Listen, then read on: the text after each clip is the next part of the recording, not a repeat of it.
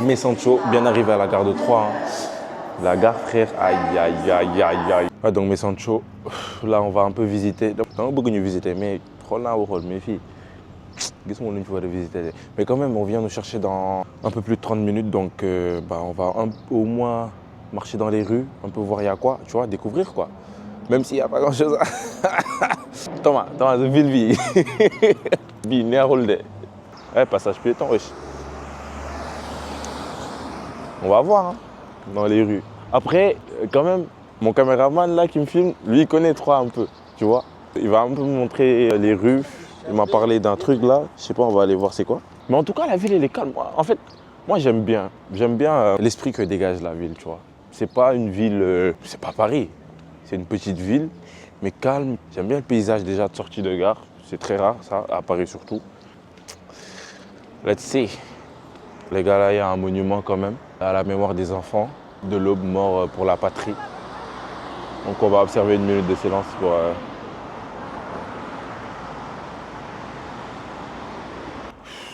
Écoute, je te mens pas, j'ai quand même faim.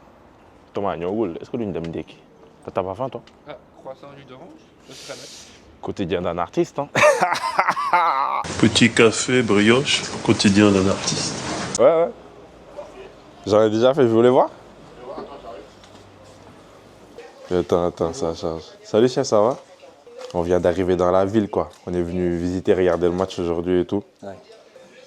Regarde. Ouais, c'est bon, hein.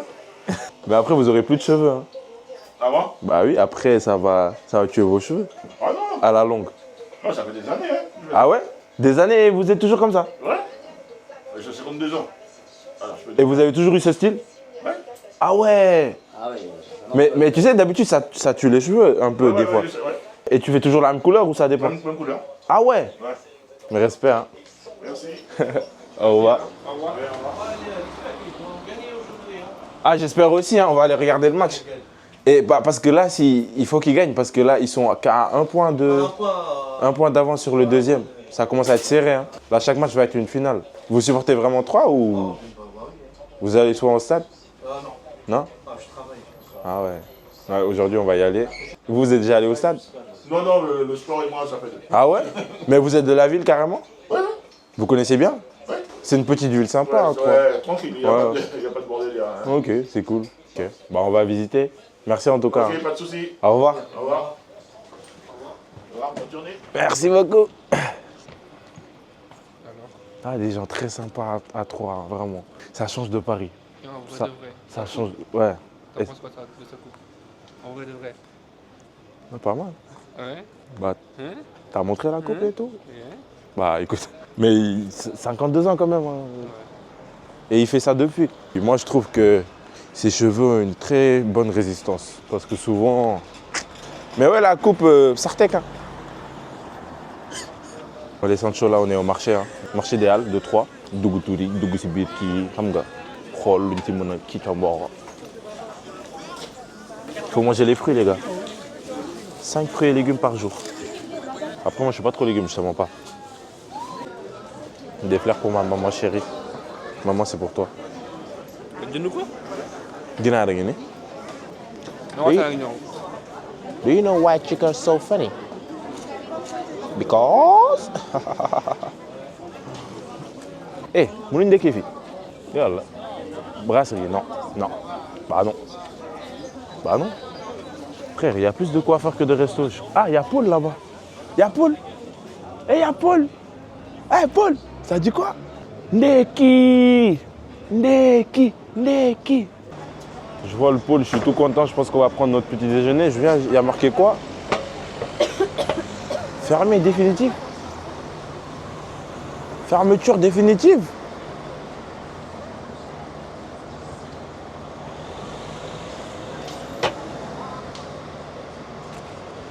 Je connais une Ndeki. Hein?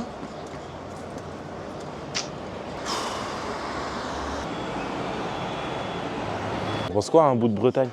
On se prend un petit bout de Bretagne? En plus, il y a un pot de Nutella, ça veut dire qu'il y a des crêpes. On y va. Café croissant. Je vois pas de crêpes. Crêpes. Ah, excusez-moi. Allez, Ndogo. Les gars, crêpes. Il y a des crêpes. Et tiens, fais la on mange en terrasse ou à l'intérieur? Comme tu veux. En terrasse. Terrasse? Vas-y, terrasse.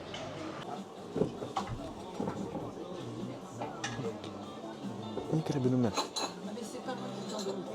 Crêpe comme crêpe.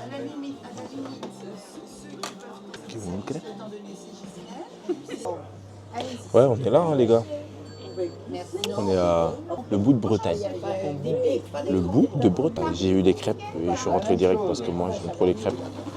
On va prendre un petit déjeuner parce que c'est une longue journée qui nous attend quand même. Tu vois, faut mieux lec. Tout le monde va lec. Moi je vais prendre des crêpes. Crêpes Nutella. Café au lait. Oui. Oui, c'est fait. Yo là, Joe. Albert Benoît. Est-ce que le modèle Albert Benoît on t'aime? À crêpes. Pas plusieurs. C'est toi qui paye? Il a l'argent, il donne à qui il veut. Nutella. Il y a du café au lait? Oui, un café au lait. Ouais. Désirez une boisson? Non, merci. Ça Je ira. mets une carême d'eau? Oui, s'il vous plaît. Allez, Merci. On est venu pour le c'est une match. jolie ville, c'est tout petit. Moi, je suis de Brest. Ah, Ouais, vous êtes- ouais. Mais vous êtes là depuis longtemps quand même? Non, 3 ans. Ah, bon. C'est une jolie ville, c'est tout petit. Hein. Ok. Non, mais c'est Bah nous on est de Paris justement en Ouais, plus. bah voilà. Ouais. C'est la moitié d'un arrondissement. Ouais. Par contre, faut pas hésiter à aller se perdre dans les rues parce que c'est un Marcher, escargot. en fait tu fais le Voilà, tour quoi. vous revenez en 20 minutes, vous êtes Ouais. revenu de mon quartier. On panique 3 minutes, oh, je suis perdu. Ah, tu te retrouves. oui, Ah, vous dire, chouette. ouais, Ok. N'hésitez pas à y aller. D'accord. Merci. Merci beaucoup. Maintenant, c'est une jolie ville, elle est propre. Ouais. Sympa, vraiment sympa les habitants de Troyes. Hein. Sympa, très sympa, ça change de Paris. Alors, c'est possible d'avoir 95% lait, 5% café? Genre plus de... 95. Ouais. 95% lait, 5% café. Croissant, pain, le raisin, café crème. Ya. Bon appétit à ma maman de valeur. Mina. Bon appétit. Bon appétit. Bon appétit.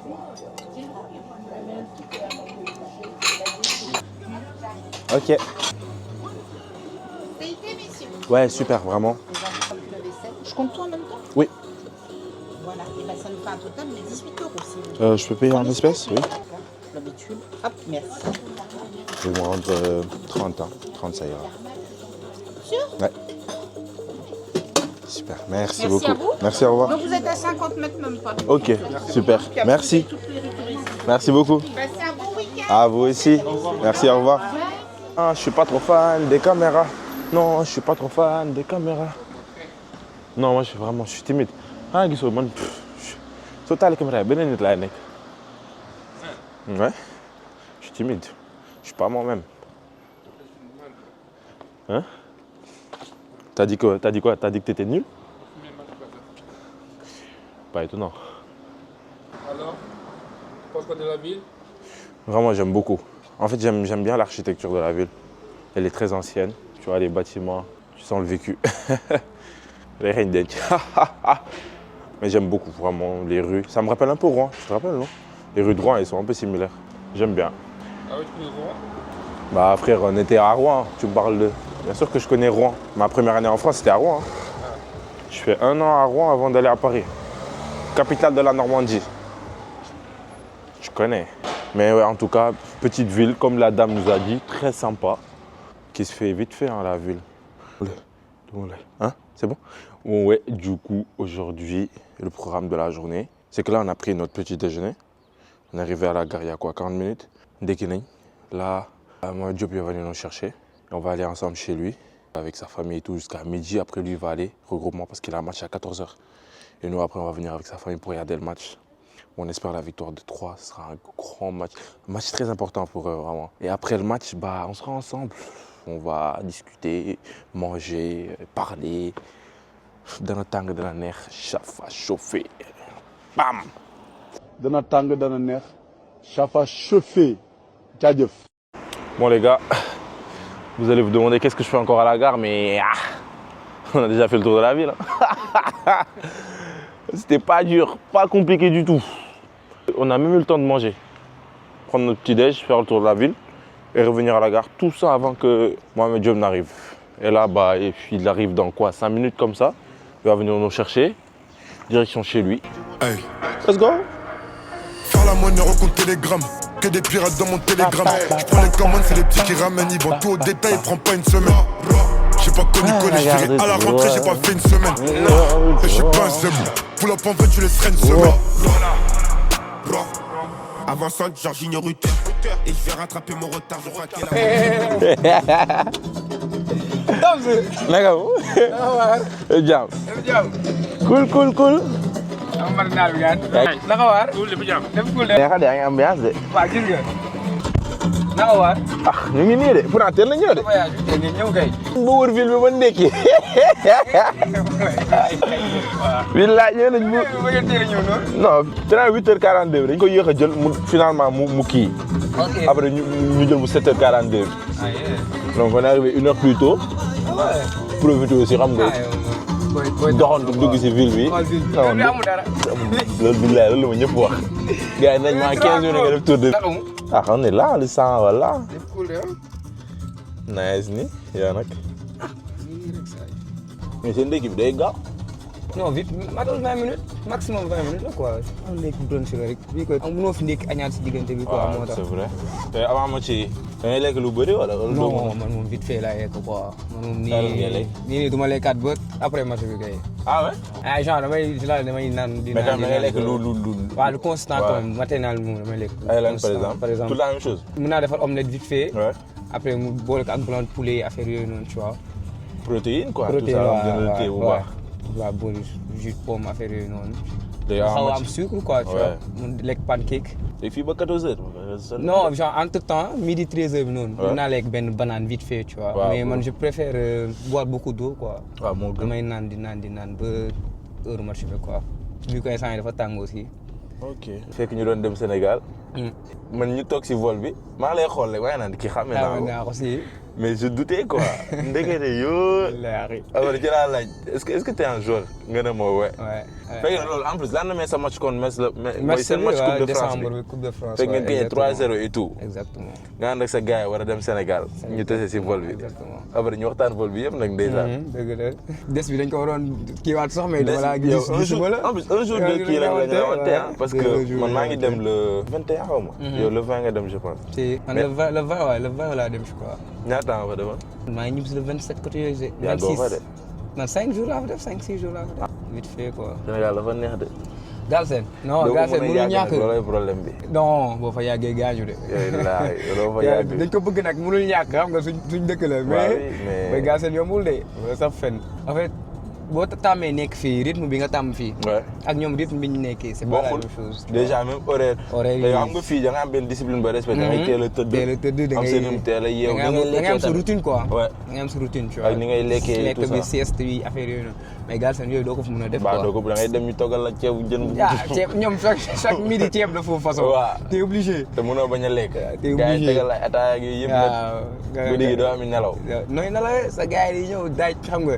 xamuñu dugal ñibbi. waaw daal dañ lay nam nag daal loolu la aussi mënoo leen ko bañal quoi ñoom loolu. te yow sax da ngay soxla loolu. mais bien sûr parce que fii heureusement léegi y a ma femme et mon père qui sont arrivés mais sinon avant c'était chaud hein. yow kese et tout. yow kese c'est du n'importe quoi. donc boo ñibbee Galsen yow xumbaay bi noonu. bilaay toog ak gars yi dafay manqué trop bi teg gerte beeg yooyu noonu yooyu moo lay manqué quoi. mais war na métti loolu war na métti tamit nga pare par exemple nga pare match imagine supposons nga def match bu rëy pare gagné. kontaan doo am koo ko féetee da ngay ñibbi sa kër yow mais ça sax ça va parce que boo gagné bi mën na tax tu vois ça passe vite mais imagine nga ñëw c'est pas tout le temps que ngay def match wala tout le temps que ngay gagné tu vois. des fois tu perds des matchs nga ñëw sa gàlle t'es passé à côté de ton match et tout. doo am loolu t'as envie de parler à personne ngay ñëw doo fekk kenn. yow rek nga dugg war a gérer sa match nag en mode mu nekk sa bopp. en fait doo mën a passer à autre chose. c'est ça en fait. parce que tu as français qu'à ça en fait. parce que là des fois là si c'est le cas mën nga ñibbi sa famille ñu ngi fii tu vois. tu peux passer à autre chose vite fait quoi le fait que ngeen wax si leneen. ngeen jàll si leneen et que voilà ambiance baa ngi fi. mais quand t'es seul c'est compliqué. loolu mentalement foog nga dëgër de. non soo amul bopp day métti. mentalement kay wax ma laa dëgg saison dafa gudd quoi. dafa gudd en fait saison dafa gudd. gars yi naan saison dafa gaaw mais. début bi ça peut aller vite mais là vers la fin mi ngi mel ni 4 matchs yi mi ngi mel ni 4 mois. Billahi, boobu ba day léegi ñu naan gudd 4 boo matchs 4 matchs mënul ñëw ba léegi. Purée. C'est long en fait. En plus, si tu joues toute la saison, mentalement, physiquement, tu Bah, commences à lâcher quoi, tu vois ce que je veux dire. C'est ça. Donc instant yii nii présence famille daf siy joué. Non, daf siy joué bu baax bien sûr. Juste le fait que nga gis leen avant match ngay dem nga gis leen nii. ñu sànni la ñaan nga dem xam nga. nga xam ne ñu ngi sa ginnaaw quoi et tout. te da lay yokku da lay yokku dara très sax. important, c'est très important. Mentalement, c'est quelque chose hein. kon instant yii père moo fi nekk ak madame quoi. waaw ñoo fi nekk de avec madame ñoo fi nekk. père waa la sonal rek moom gis naa ne moom fóol la si waxtaan ak yow lu bëri. paa bi dafa xër de. te joueur la woon quoi. waaw loolu la en fait tu vois. mais loolu jàppale na de en vrai. si bien sûr yow man depuis DC ah man sama match yëpp paa bi da see day seetaan après wax day ñëw seetaan bu paree. maa ngi seetaan benn vidéo am da doon wax que day wax da ngeen di xulloo si match yi et tout. waaw parce que xam nga day ñëw mu ne la lii laa gis nga ne ko non man gisuma lii laa gis tu vois jàppante mais après au final da ngay xam ne moom ni mu koy gisee ak yow ni nga koy gisee du doon benn quoi tu vois. en vrai c'est bien nga am regard extérieur bi si terrain parce que yaa ngi si terrain bi. ok xam li ngay football xam nga ko. mais doo gis lépp quoi. si te bi en fait après match c'est bon nga am koo xamante ne dina la résumer sa match. tu vois objectivement surtout. voilà tu vois ne la nii ak nii la demee. pas que ngay dégg tout le temps ñaar taa fee nga bon match ça c'est sama genre am tag ma si jéem a sànnal Thomas gros match. te des fois sax tu sais que voilà t'as pas fait un excellent match mais voilà. mais c'est à toi de non même pas en vrai mais c'est yow mi sa bopp sax tu peux te remettre en question. ouais c'est vrai. tu te regardes dans un miroir yow xam nga li nga def ak li nga deful lu baax tu vois. xam nga sa niveau. xam nga voilà xam nga tey jii tu peux ce que tu peux mieux faire ce que tu peux ne pas faire quoi. c'est vrai. mais c'est toujours bon d'avoir quelqu'un de l'extérieur qui voit mieux les choses que toi quoi. surtout nga koy déglu quand même. si c'est très important. c'est bien de. non paa bi dafa am impact bu baax jàppale na ci sa évolution jeu quoi bu baax paa bi lu bëri moom ko jàngal moom. si wàllu football moom ban poste la doon joué moom 9 la woon. 9 la woon. waaw. kon moo la jox flair bi yow. waaw bopp bi kay lu si tegu bii la moom. mënu woon xamoon dara nag de mais bopp bi moom lu si tegu bii la. bopp bi rek a baaxoo dégg naa ak dina daw man mii may ne man 9 la ñu doon formé sax DC. ah ouais waaw yow loolu tax nga mun dugal kon de base. 9 laa woon ba muy ñëwee nag équipe nationale cadet. ba ñu may sélectionné. man boobu maa ngi joué DC 10. ok et ba ñu may sélectionné 10 lañ ma sélectionné. waaw et nag bi ma demee cadet si laa commencé nag di joué numéro 10 depuis lors nag si la affaire milieu de terrain bi commencé et tout. depuis loolu changé wul. xam nga football moom fii Europe bi da ngay ñëw gars yi. dañ lay jàngal leneen. dañ lay jaxase ko day xool fii ne la non yow sentir nañ ñu fii nga gën a kii fii et tout tu vois. c'est ça te ñu on est en mission. ñu moom saa yi nekk fii di. dañoo yónni non waaw dañoo yónni yàqamti ñu ko gars yi di waxee. dañ lay jàngalaat football d'une autre manière nag. c'est ça en fait c'est ça. yegg si nañ de gars yi. daa mel ni daa ñu ngi gàll nii rek. la maison. bilaay 9h09 lañ nekk si kay man 9h laa yeewu. 9h nga yeewu. waaw yow saa yi man foofu. 9h lañ nekk si ville bi boobu xool génn xool gisuñ dara ñu ne saa yi. waaye dem nañ ba côté marché ba noonu. ngeen egg see dafa teel yow. dugg ndekki feer na noonu vite fait. ayé doxantu visiter ñëwaat. si. baax na si de. non bi au moins ngeen découvrir. laa ma dédicace sama Thomas. yaa nga baam. instant ba na ngay def. instant damay ñëw jël baaf nii dans ma xool 20 minutes. midi 20 lañ amaat rendez-vous quoi. midi 20. midi 20 waaw. de toute façon à domicile donc ça va. waaw ça va. d'habitude avant match yi su ngeen demee du ngeen def. débrief. midi 20 ngay egg si. midi 30 mooy débriefing bi. après yéen ngeen dem préparer. voilà après ku nekk sa bopp. sa routine quoi routine avant match genre. waaw ku nekk da nga am sa routine man moom damay laal sama casque. teg sama airpod laal waale say kii. waale.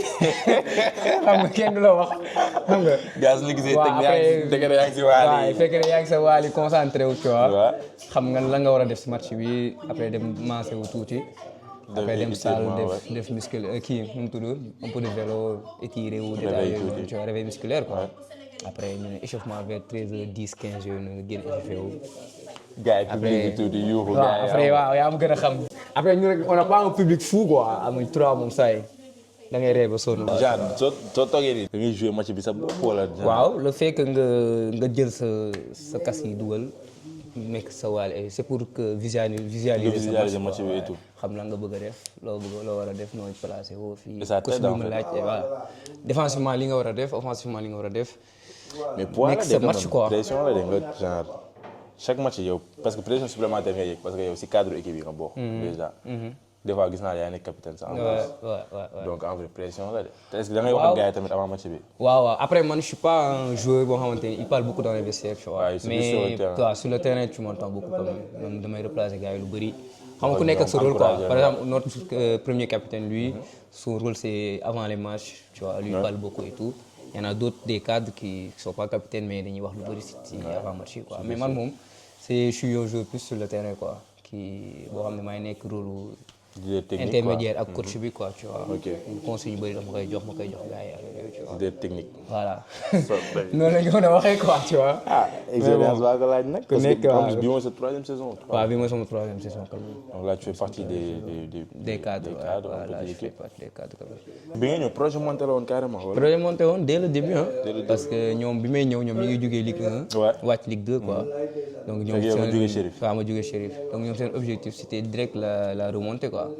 Chérif nga explosé. waaw Chérif je pense que Chérif à part saison bi je pense que c'était ma meilleure saison de ma carrière quoi parce que c'est nga joué Europa League ak détails yooyu noonu tu vois. contre Chris. waaw contre Cristiano. c'est quand xam nga sa idole moom leneen la quoi tu vois. mais ku mën Messi Chris. non Chris yow. loolu question la non nañu waxtaan. waaw Chris mooy sa joueur.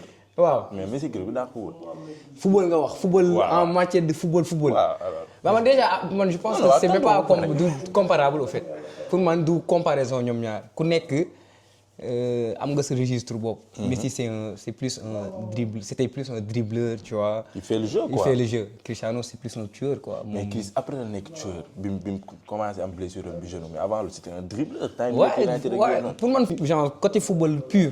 mun nga ne Messi peut-être tey jii moo ko. non bu ne peut-être. moo ko Messi. Chris nous a fait rêver ñun Cristiano Ronaldo franchement. xanaa United nga yow.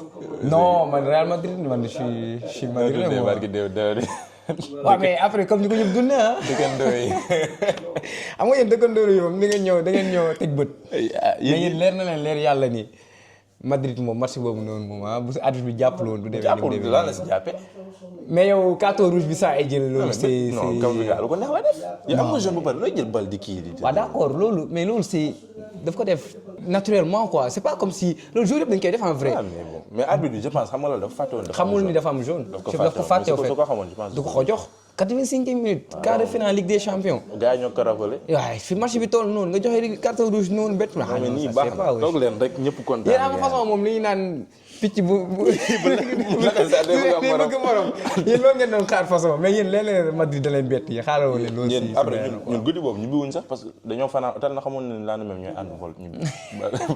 non ça yow ça su boobu damaa énervé mënu woon waxaat si sama lu war a message kañ la sax. yéen war ngeen ñëw kañ ñi Atlético moo leen éliminé ngeen nga bëgg ma kañ. mais ma sama tamit arbitre jàpp si waxal la. waaw ban arbitre bi la moo si jàpp.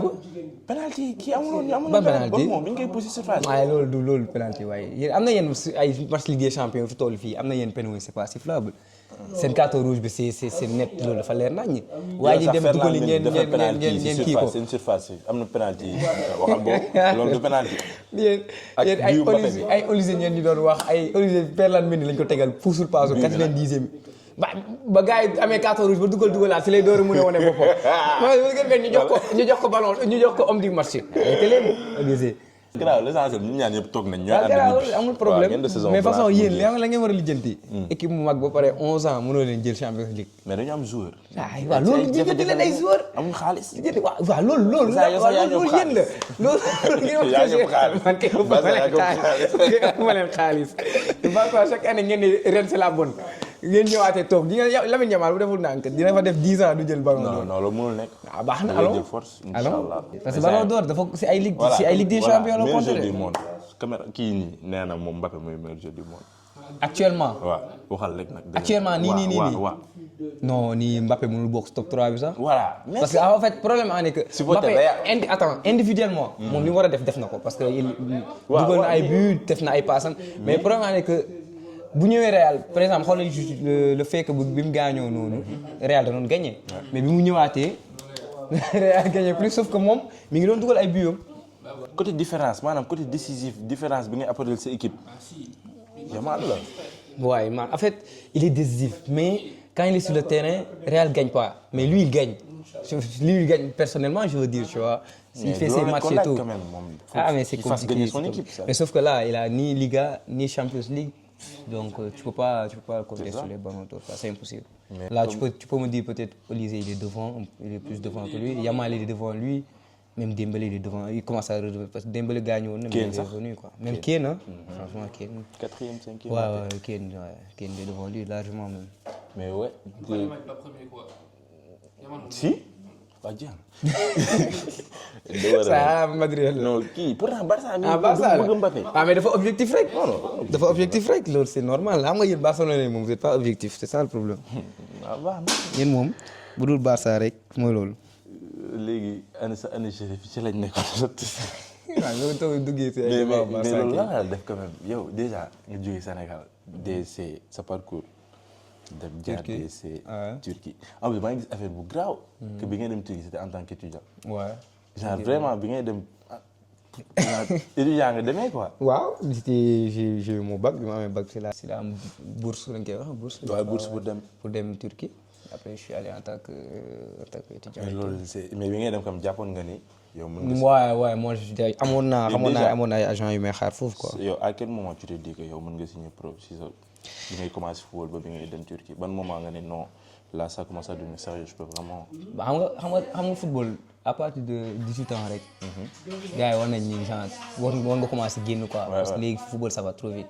à l'âge de 18 ans tu peux signer. donc ñun bi ñu nekkee DC on a fait toutes les catégories. def catégorie jeune équipe nationale aussi. bu ñëwee ba 18 ans. On s'attendait que président bi tu vois tegal ñu dara sur la table quoi tu vois. Mais 18 ans 19 ans 20 ans nga nekk championnat Sénégal dem nga ba amatoo loo prouver quoi. t'as tout fait et tout dem ba nekk capitaine. à un moment je suis posé ma ne bon lii mënul sotti quoi mënul continuer parce que chaque année ñu ne la non ren te âge bi du la fi xaar quoi. bah oui c'est ça. du coup man bi ma amee sama bac directement ak famille bi et tout c'est décidé ne voilà. am na ay bourse soo benn oncle bu ma ko gis. si internet bi ne ñu am na ay bourse ñuy may Turquie. ñu ni comme visa échange c'est un peu compliqué surtout visa Schengen et tout. nañ jàpp pourquoi pas ñu dem Turquie et tout. essayer foofu on sait jamais parce que amoon nañu ay agents turcs aussi yoo xamante ne ils étaient prêts à m'accueillir et tout mais bi may dem j'ai pas dit à DC que noonu lay demee quoi. damay ñëw leen maire bi da leen saa yi day bàyyi football day jàng parce que voilà. parce que sinon naroon téye quoi. naroon téye jëmale déwén quoi. Ouais. Après son président au début il était pas d'accord. Finalement il a dit bon y a pas de souci. mais moom au fond de lui xamoon na ni man. soo demee nag football moom fa yóbbu quoi. ma demee après ce qui s'est passé les galets et cetera test yi fii dugg. loolu foog ñu ñëwaat si de. loolu foog ñu ñëwaat si loolu moom après. xam naa après match bi dañ ci yaatal bu baax incha allah loolu moom méttiwul quoi. ok daa si gën a yaatal bu baax après nga jógee après nga dem fene Chérif. waaw après ma jógee Turquie j'ai fait une saison après ma dem Chérif ñu prêté ma Chérif. bon après foofu moom moo nekkoon saison. c'est déclic quoi. c'est déclic saison. plus grosse saison. saison boobu genre ñëpp dañ ci wax comme étant ta plus grosse saison mais sûr que am na affaire yoo travers si ginnaaw yoo xamante ne. bien sûr parce que ne même bi may doon ex Chérif sax dès le début. c'était compliqué. en plus dëkk bu bees Moldavie parle russe. ah oui heureusement coach bi parlait anglais. te man c'est pas mal en anglais aussi tu vois donc loolu moo lay aidé xaw a dimbali quoi te moom xamoon na ma au niveau de la Turquie parce que nekkoon na fa. donc ça m'a plus facilité les choses quoi. nga ñëw fekk ñu jouer Europa. bi may ñëw fekk naa ñu doon jouer barrage Ligue des Champions yi. barrage ok. waaw parce que boobu barrage Ligue des Champions yi doon jouer. mais egsi nag fekk na ñoom. match mi egsi si lañ leen éliminé Ligue des Champions. boobu jotoo ko jouer. non boobu jotuma ko jouer. yow jotuma ko jouer. kon kay luñ xat-xat dañuy dugg si Champions League boobu. après bon finalement yàlla dogal ñu jouer parce que bu ñu la reversé boo génnee Ligue des Champions dañu lay reversé. Europa donc da ngay am benn match pour dugg Europa League. finalement match boobu noonu ñu joué ko aller retour ñu def 0-0 aller retour yëpp après ñu dem tir au but ñu gagné équipe boobu c'est une équipe arménienne je crois. en Arménie dooroon nga tir au but. waaw si biti laa ko dóor de. da nga raté. dama xaw a dóor si boobu 120 minutes yi ma laa joué. 120 minutes mais de base tireur nga wala penalty. mën nga dóor penalty bu baax sax. déjà maa doon dóor penalty et tout. bon après xam nga ça arrive. loolu moom suñu amoon temps dañuy série maa yow. ko xala suñu amoon temps dañuy série. non loolu mënul ñàkk loolu tôt daal dañ koy def sax amul benn problème. nga dëgg la de. mais après bon on s'est rectifié ndax dem nañ ci finale aussi. am na beneen boo doon dugal ko. finale coupe bi. dem nañu final ak Moldavie waaw. mu dugal gagné dugal gagné bi loolu. waaw dugal gagné bi loolu. tireur nga de wala. non si tireur la c'est que juste boobu noonu pression bi la woon rek mais après finalement on s'est qualifié en Europe léegi. ngeen dem am United seen poule. waaw ñu def tirage yi ñu gis fa ay United ak yooyu noonu. mais lan nga gisee yéen ñooy bokk poule. ma ne ne ko tëdd di xalaat naan maa ma ne non billaahi ma ne non lii kay mënut a nekk quoi c'est un rêve qui va def te boobu juste Ronaldo dafa ñibbi si waatoon. tu vois dafa dellu si waatoon United. ils avaient une bonne équipe. ay Bruno Casemiro Eriksen. ah ouais Raphaël Varane De Gea. match boobu am naa xaar nga ko nag. non Zorop non match boobu da nga doon tëdd bëgg di ko xalaat. di xalaat di def ay scénario nan la war a demee et tout mais en vrai on a c'était un bon match suite à l'aller. mais retour moom pas match mais aller bi moom. aller bi seen dëkk. sonoon nañ leen trop. ils ont gagné 2-0. mais on a essayé de comme on a pu quoi. Bon match. Ouais, avant match bi genre tu appréhendais pas trop que. non en vrai je l'ai pris comme. tu allais jouer contre ton idole, en vrai des grands noms, une grande équipe. ça booy ñëw si bus bi avant match bi et cetera. di nga ko xalaat et tout mais boo bu ñu duggee ex vestiaire dugg échauffement. tout ça c'est fini quoi non après tu te concentres sur ton match. sur le match et tout. ça reste un match comme non ça reste comme un match comme les autres hein match normal la rek tu vois. kan moo la gënoon kii si terrain bi genre techniquement kan moo la si gën a jaaxal si la jour boobu noonu. non en vrai vu que ñoom laa gënoon jege Bruno ak Eriksen moom gën a. il est fort Bruno non il est trop fort techniquement. en plus c'était ça se voit que c'est le leader quoi. benn cat la am mooy wax. day wax rek. dina wax yaa ngi mel ni ko football ak moom de. saa waay daa fay wax moom day toog Cristiano di wax rek arbitre bi lay gën a jege que. mais moom man avant daan naa ko seetlu mais bi ma demee ba commencé jouer ak moom si laa ko gis quoi parce que Cristiano rek da koy day topp Cristiano di ko wax de saa di ko faale. Ronaldo loolu wax moom wax bëri mu di ko may jàmm mooy mu nekkoon capitaine. mais tu vois da koy rectifier. naan da koy ragalee xel del décrocher del ragale ko barki yàlla billaahi non dafa am fit. dafa mën football dafa mën li muy def en fait tu mënee li ngay def y a pas de souci quoi. gars yi mais mook Eriksen moom ñoo nekkoon maillon fort équipe bi quoi. te moom leader la United quoi. bien sûr ça date qu'il est le cadre le capitaine su fi nekkul sax ça se ressent quoi. donc franchement ñoom ñaar daal même Sancho aussi moi il était très fort. ah ouais. la gars Sancho. waaw Sancho bu mel gis naa nga xam nga jëlal Sancho lañ may woowee saa dafa waane de saa foog ma seetaan ko quoi foog ma seetaan ko match yi. j'ai du ballon de. non foog ma seetaan la. non foog ma seetaan la. non si ça se voit que am na dara. mais naaraan la de léegi dafa xaw a commencé kii rek mais Sancho bu dootu mën football. Sancho bu. li nga wax nii neex na ma trop gars yi dinañ xam ni parce que gars yi dañu koy yeb sama gars yi si xam nga bon gars yi le voient si télé bi nii rek mais ñun ñuy jàkkaarloo moom moo njëkk a dugal sax avant. waaw dugal quoi jour boobu ils ont tapé 2-0. après match bi changé nga may ak benn joueur. si kan nga jël ale bi kan moom jox mayam sax je pense que Eriksen moom jox may waaw Eriksen moom jox mayam après retour bi la ci laa jël mayam Bruno quoi. non Bruno moom moom fallait ma jël mayam moom sinon du baax. bokk na ci say joueurs quoi. waaw bien sûr waaw largement. mais yow en tant que milieu yow bi nga nekk xale ban kan moo la inspiré si poste. Pogba. ah ouais Paul. Pogba doon naa suivre bëri. gan di joueur. waaw un excellent joueur franchement. ñëpp a bëgg mu daan affaire dopage bi ça ñëpp le mieux bon metti nañ ñun tout c'est trop fort. c'est complet c'est milieu. il était complet il était très genre défensivement offensivement techniquement. c'est ça en fait le fait que mu puissant am doole bu pare technique. waaw c'était mun passe. en fait il avait tout. c'est ça mënoon na dugal but mënoon na marquer mënoon na def ay passes techniquement il était fort tu vois. et jusqu'à présent c'est juste que là bon blessure yi xaw a sonal tuuti. ak retour à Monaco mais. on espère que il va revenir. mu ñëwaat incha allah ngeen année prochaine. waaw. war a mën a mbëkkanteeg moom si terrain bi. incha allah. incha allah rabbi yàlla baax na yàlla. kon moom nga jàgg si moom. moom daan naa aussi waaw ba may nekk booy daan na parce que comme 8-10 la doon joué man tamit c'était un peu ça. donc ça dama doon yor ay vidéo am sama téléphone di xool est-ce que. di xool avant match yi tout ça et tout quoi franchement. di jéem a kii si terrain bi. di jéem a toppandoo xam nga. aayuñu noonu trop mais waaw ñu ngi jéem quoi.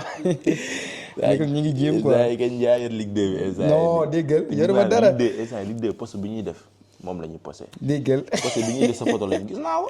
Ligue 2 dañuy. mooy Mbappé kii bi mu amoon aspect médiatique bi mu amoon Ligue 1 moom la am Ligue 2. non leer laa la wax. copier-coller gars yi ñëpp moom la ñuy posé. ah mais après le fait d'être leader aussi ça aide quoi tu vois. te boo nekkee leader yow la gars yi di gën a suivre quoi. Ouais. donc depuis septembre presque ñu ngi premier donc c'est pas le moment de franchir quoi. C'est ça. C'est le moment où vraiment les leaders ils. waaw c'est là ils les aident leur cadres équipe, que quoi. fi ngay jéem a yóbbaale ñëpp quoi tu vois. amul ay damaa sonn nag boo sonnee nga génn keneen ñëw quoi tu vois. que ce soit l'entraînement match yi. match ak entraînement lépp y a pas de semaine bi yëpp tey coach bi par exemple match bi ñu perte nii semaine bi yëpp daf ko métti lu tu vois. ah ouais. waaw daf ko métti lu parce que. c'était un match très important en fait. ouais en fait c'était ça pouvait être le match du déclic quoi. nga xam da ngay jàll si leneen là tu gagnes tu passes à autre chose mais là ça nous oblige aujourd'hui à faire un grand match. et c'est côté pression ça c'est pesant pesant c'est ça quoi, c'est pesant parce que ñi ngay jouer ils ont pas trop de pression. ouais. c'est à toi de faire le jeu c'est à toi eux ils ont rien à perdre match nul ça leur suffit te ñun on a besoin des 3 points tu vois. et derrière y en a qui suivent de ouf. Il y a un match qui suit derrière Saint-Étienne il y a Le Mans aussi qui a collé hier donc. te ñoom dañuy ñëwee ak confiance ci seen match contre yéen parce que ñoom ñu ngi enchaîner instant ci ginnaaw. Saint-Étienne waaw bien sûr ils sont ça date ils ont pas de défaite. te boobu fan la boobu. Saint-Étienne la c'est à Saint-Étienne. Geoffroy Guichard. waaw bien sûr ça y est nii kay. ça s'entend que c'est déjà guichet fermé et tout. mais bon de toute façon non nii. allez bi yéen a gagné woon. allez ñoo ñu gagné 3-2. ñoom ñoo ñu gagné 3-2. waaye dina métti de. trop. non match boobu kay sax boo bëggee dégg mooy match saison bi quoi en vrai. match boobu mooy moo tax nag bii c'est obligé nga gagné ko. il faut nga gagné ko au moins nga am bouffée de kii quoi parce que. ouais. parce que ñoom après ils jouent ce soir à 20h là-bas à Bastia. c'est pas gagné d'avance mais voilà tey jii s'ils font un mauvais résultat là-bas ça peut nous arranger tu vois. Bastia la ñuy jouer. Bastia ils ont besoin de points et tout. ils ont besoin de points quoi. c'est un motif final ça. non instant amul benn match bu yomb jéeg premier beeg jeu ndaare bee si yam koo si dajal moom saay. ñoom faa nga àndaale ko moom tey moom faa nga may ñu benn rek. non tey moom incha allah moom saay. tout incha allah. instant ban heure a jot ba. non nii saa damay ñëw dans 5 minutes préparé wu ji nii. baaf et tout jël baaf xam nga. waaw yow ci ñëw. père day ñëw si machine day ñëw. waaw pas avec madame yi ñëw loolu mënul ñàkk. incha allah dinañ ànd ñëw loolu. waaw ñu toog ceene xam nga dolli ñaan yi. ci waaw si. non yéen kay àndaale leen ndam rek waaw Poga moo nekk nii de. Poga bi laay laal fii nii xam nga day xaw a teg sa table fii. da ngay joué lu bëri yow.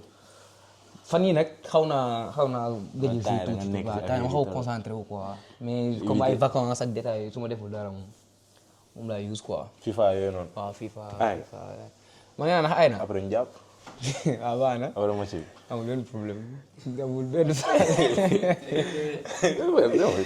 non match la rek après mën nga gëj naa joué nag en vrai. non bul commencé ay gëj naa joué mën naa non yow aay nga ne nga aay nga rek après ñu jàpp. waaw sa gars yi da nga joué ñoom ay ñan ngay joué booy si. daan naa joué club pro ak non mais sama booy fii quoi booy tubaab fii nii mais gëj nañu joué nag. trop danaa ni booy ku nekk dafa dañoo focus quoi. ñëpp a nekk si affaire yi jamono yi on est focus concentré. noonu la benn jooy la rek instant. non loolu quoi teg fa jeexal. li laay li des bëreetul de. def ci lu bare lu doy. jàll si leneen. waaw kenn du la wax. mais dama bàyyi la nga kii xam nga. waaw yow préparé daaj leen nii. fii moom seen gaale la quoi. jaajëf moom Thomas. dugg waaj vite fait. jàng fi ah. ñu may ko 1 minute 2 minutes rek. non bëri na sax. non foog nga wax ñu ñu bëgg la. mais yaa ko for ba ngeen depuis mu amee 5 ans quoi. oui depuis 5 ans laa commencé suivre. premier match am. tournant la woon koñ ba. ah ouais xale bi ndaw ma yóbbu ko foofu. nga yóbbu ko. waaw ma wax gars yi ñu jël ko moo amee seen catégorie quoi. mu dugg jouer. mu xalaat ci moom daal. après ma bàyyi ko mu commencé di jouer foofu amoon na benn école de football bu nekkoon. Guédiawaye la woon quoi. non Thiaroye Azur. ah c'était à Thiaroye ok. c'était à Thiaroye Azur. ok su am benn terrain bu nekk foofu waa Saar yi ñoo ko moom. ma yóbbu ko fa. mu ko njëkkee gis. mu ngi tudd xaaf la tudd. après mu gis Mohamed jouer. ñu tase mu ne ma am na sa benn doom bu nekk ci man. ma ne ko waaw Mohamed maa ko fi indi woon affaire yi mu ne ma non il faudra le suivre. il faut ouais. déjà am na ay disposition boobu ay 5 ans 6 ans. ah ouais. am na ay disposition yu baax. naka waaye mun ma d'accord mun ko waaye moom xam nga footballeur rek. waaw. bon après ci laa commencé vacances football yi am à Jambar. Ouais. ma yóbbu ko fa. temps yooyu xam naa daf ko fàtte moom idolam Cristiano Ronaldo la woon. waaw loolu kañ fàttewu ko ndax moom la ñu sonalee fii sànq dégg nga. voilà. dama bëgg Chris de. ak Real. boo leen laalee du reer. ñu gañee Real day jël ci mbàjjam rek dem tëdd ci du reer. Et puis il courait très bien, très rapide. Ah ouais, il était comme rapide. Cristiano. Non, comme Cristiano. Il a eu 3 fois meilleur joueur stagiaire à Jambar. À Jambar. Après, comme j'avais des connaissances avec le président Dakar Sacré-Cœur. DC, ok. DC. moom dafa meroon sax pourquoi nga yóbbu Jambar te Dakar Sacré-Cœur il est là fii si sa mission. ma jël ko yóbbu ko Dakar Sacré-Cœur. non mu dem def test jàll. Ouais. Après ci la commencé foofu quoi. après nag ñoom comme dañ doon def internat. jël ko Sport étude. sport étude. Ok. ñu jël ko foofu. bon il fallait le suivre et l'encadrer aussi. Ouais. man dama demoon ba presque les gens disaient que man est-ce que Dakar Sacré-Cœur laay liggéey. Tellement da nga fa doon nekk et tout. Tout le temps match mi da nga daan dem di seetaan. bi muy nekk cadet. mu def minime def cadet. cadet ñu commencé jouer ay matchs amicaux après yooyu. ak équipe kii bi. waaw Dakar Sacré-Cœur. équipe première ouais. il était numéro 9. ah ouais comme yow la doon doon quoi. voilà, comme man 9 laa doon joué moom tamit 9 la doon sol. mu ne ma noonu 9 laay sol comme yow 9 nga doon sol. il marqué beaucoup de buts. esprit attaquant bi. yaa ko jox de kon daa mel. voilà. mais moom nee na yow mbëkk rek nga mënoon. non man. après 9 loolu lañ la laaj. suñu ay temps. lépp nga war a mën. ah oui ça c'est vrai. lépp nga war a mën. nga mën a mbëkk mën am jeu d'attaque bokk ci jeu bi un avant-centre. tu n'organises pas. ah oui. ah loolu léegi tu football attends moderne bi la quoi. la ok. finition. bon léegi affaire moderne bi. waaw ñu koy fi di wax léegi ay affaire ay. faux neuf faux neuf décroché. wala ay excentré. xamuñu woon loolu. ailier lañ xamoon. ailier de débordement. débordé centré. débordé neuf bi centré fekkee. neuf bi daaj. nga def boobu moom miinoon nga ko moom. ah oui. yow fan nga joué sa police dafa amoon police nationale. ah ok. on avait la plus grande équipe du Sénégal. ah ouais. dañ daan dem Afrique dem nañ fépp. mais est-ce que gars yi ragaluñu woon rek parce que police la moo tax ñu ragaloon leen rek moo tax. non wala dañu aayoon vraiment. ñun ñoo fa jëkk a nekk équipe professionnelle. ah mais rigueur bi quoi. on nous recrutait. bu ñu ñëwee on faisait que du football. ah ouais. entraînement matin soir. ah yéen a njëkkoon amoon statut boobu noonu. football professionnel bi. moom il a continué bi mu demee Dakar Sacré-Cœur. il a fait minime cadet junior. bi mu nekk junior nag première année junior dañ ko commencé surclassé ci équipe A bi. ñu commencé ko surclassé en senior. alors qu'il était jeune là à l'époque il avait 16 ans quoi 16 17 ans. 16 ans oui 16 ans parce que il a fait l'équipe nationale junior. à 16 ans.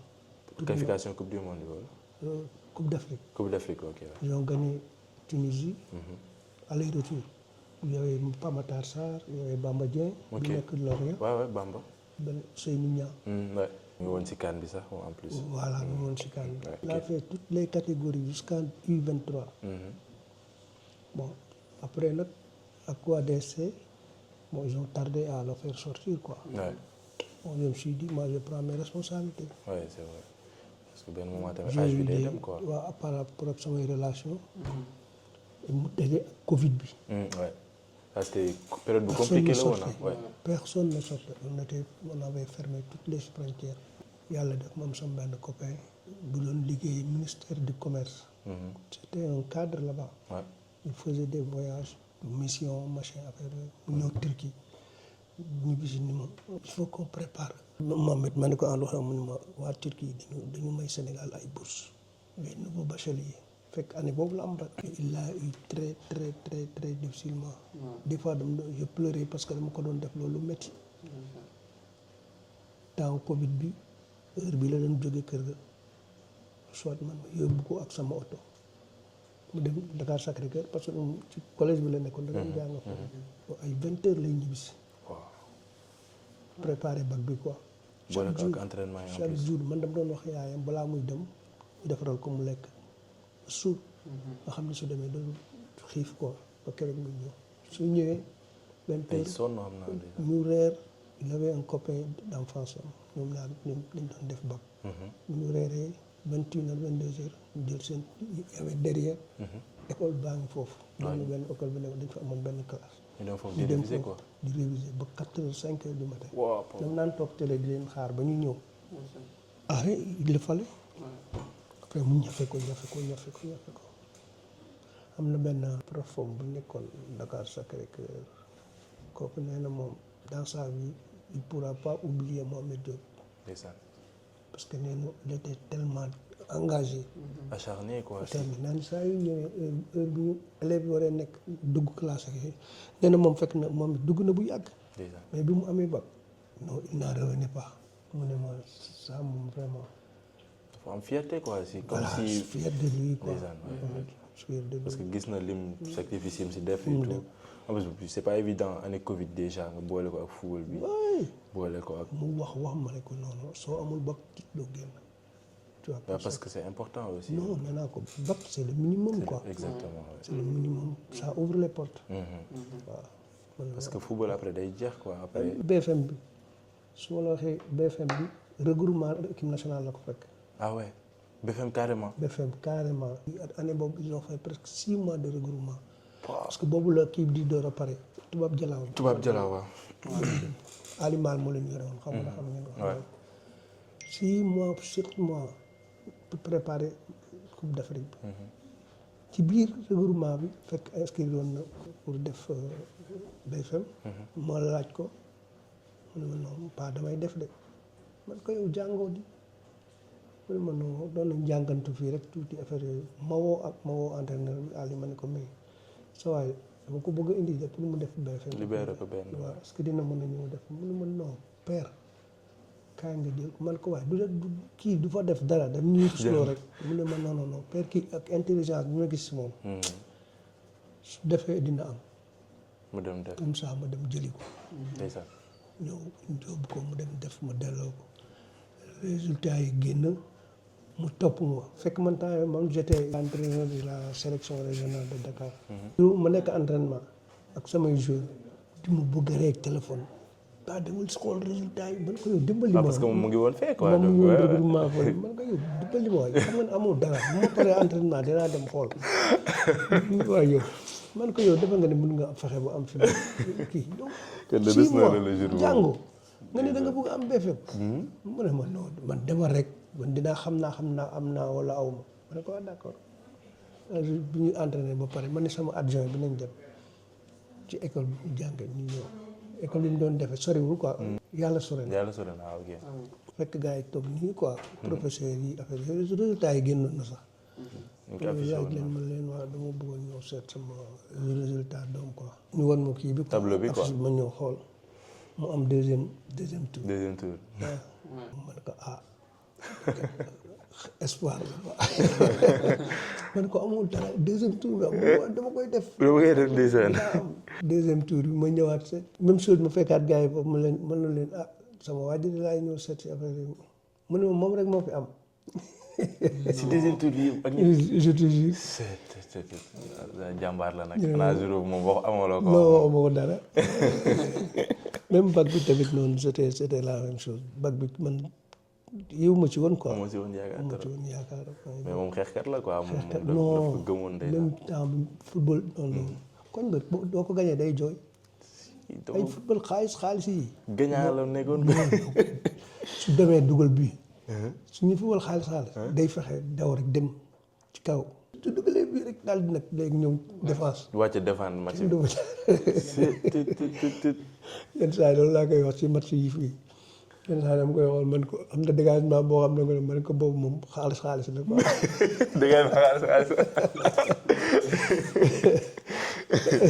loolu day des. c'est-à-dire que il a une vie que du football. Sa vie c'est du football. parce que bi mu nekkee Dakar Sacré-Cœur non il sortait pas. à part peut-être des fois week-end bi rek lay ñëw kër ga. donc toute sa vie football la ko def. moo tax dafa bëgg bal bëgg entraîneur xoolal bu dugaloon 5 bi su ko entraîneur bi génnee mu mer. ndax bëgg football bëgg des. ndax bëgg bal xamul leneen lu dul bal. il a fait une carrière vraiment. tu en es un fier peu quoi. tumultueuse quoi, Ouais, parce que bah, c'est pas évident. c'était pas évident pour c'est mu dem début. pour mu dem Turquie. C'était la croix et la bannière. Ah ouais. Il y a une journée boo xam ne Dakar la ñu yenn sama kër sama bidon copain boobu pour affaire visa bi. Visa ouais. plutôt affaire yooyu. Heureusement. moo ko sama copain bi waxee pour affaire bourse yi. mu ne ma il faut nga dem direction des bourses man ko man mosuma dem direction bourse xaw ma fu mu nekk. après ma laajte ma dem place de l'Indépendance di laajte ba ñu wax ma fi bu diggante direction des bourses nekk. Ok. ma dem par hasard ma ñëw gis laajte ñu ne ma bon directeur bi léegi bu ñëw ma toog bureau di ko xaar ba mu ñëw ubbi ñëw après woo ma dugg ma woy tout ce que je peux faire pour man ko en tout cas tu vas le faire.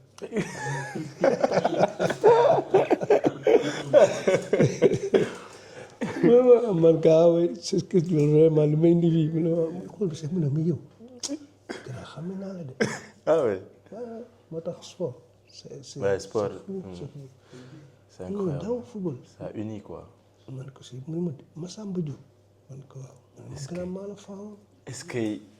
mu ne dama amoon sama ay grand frère yoo xam ne bëgg leen mosaan ñëw Mbour di football parce que dañu amoon y avait des Mbourois yoo xam ne ñoo bokkoon équipe. police.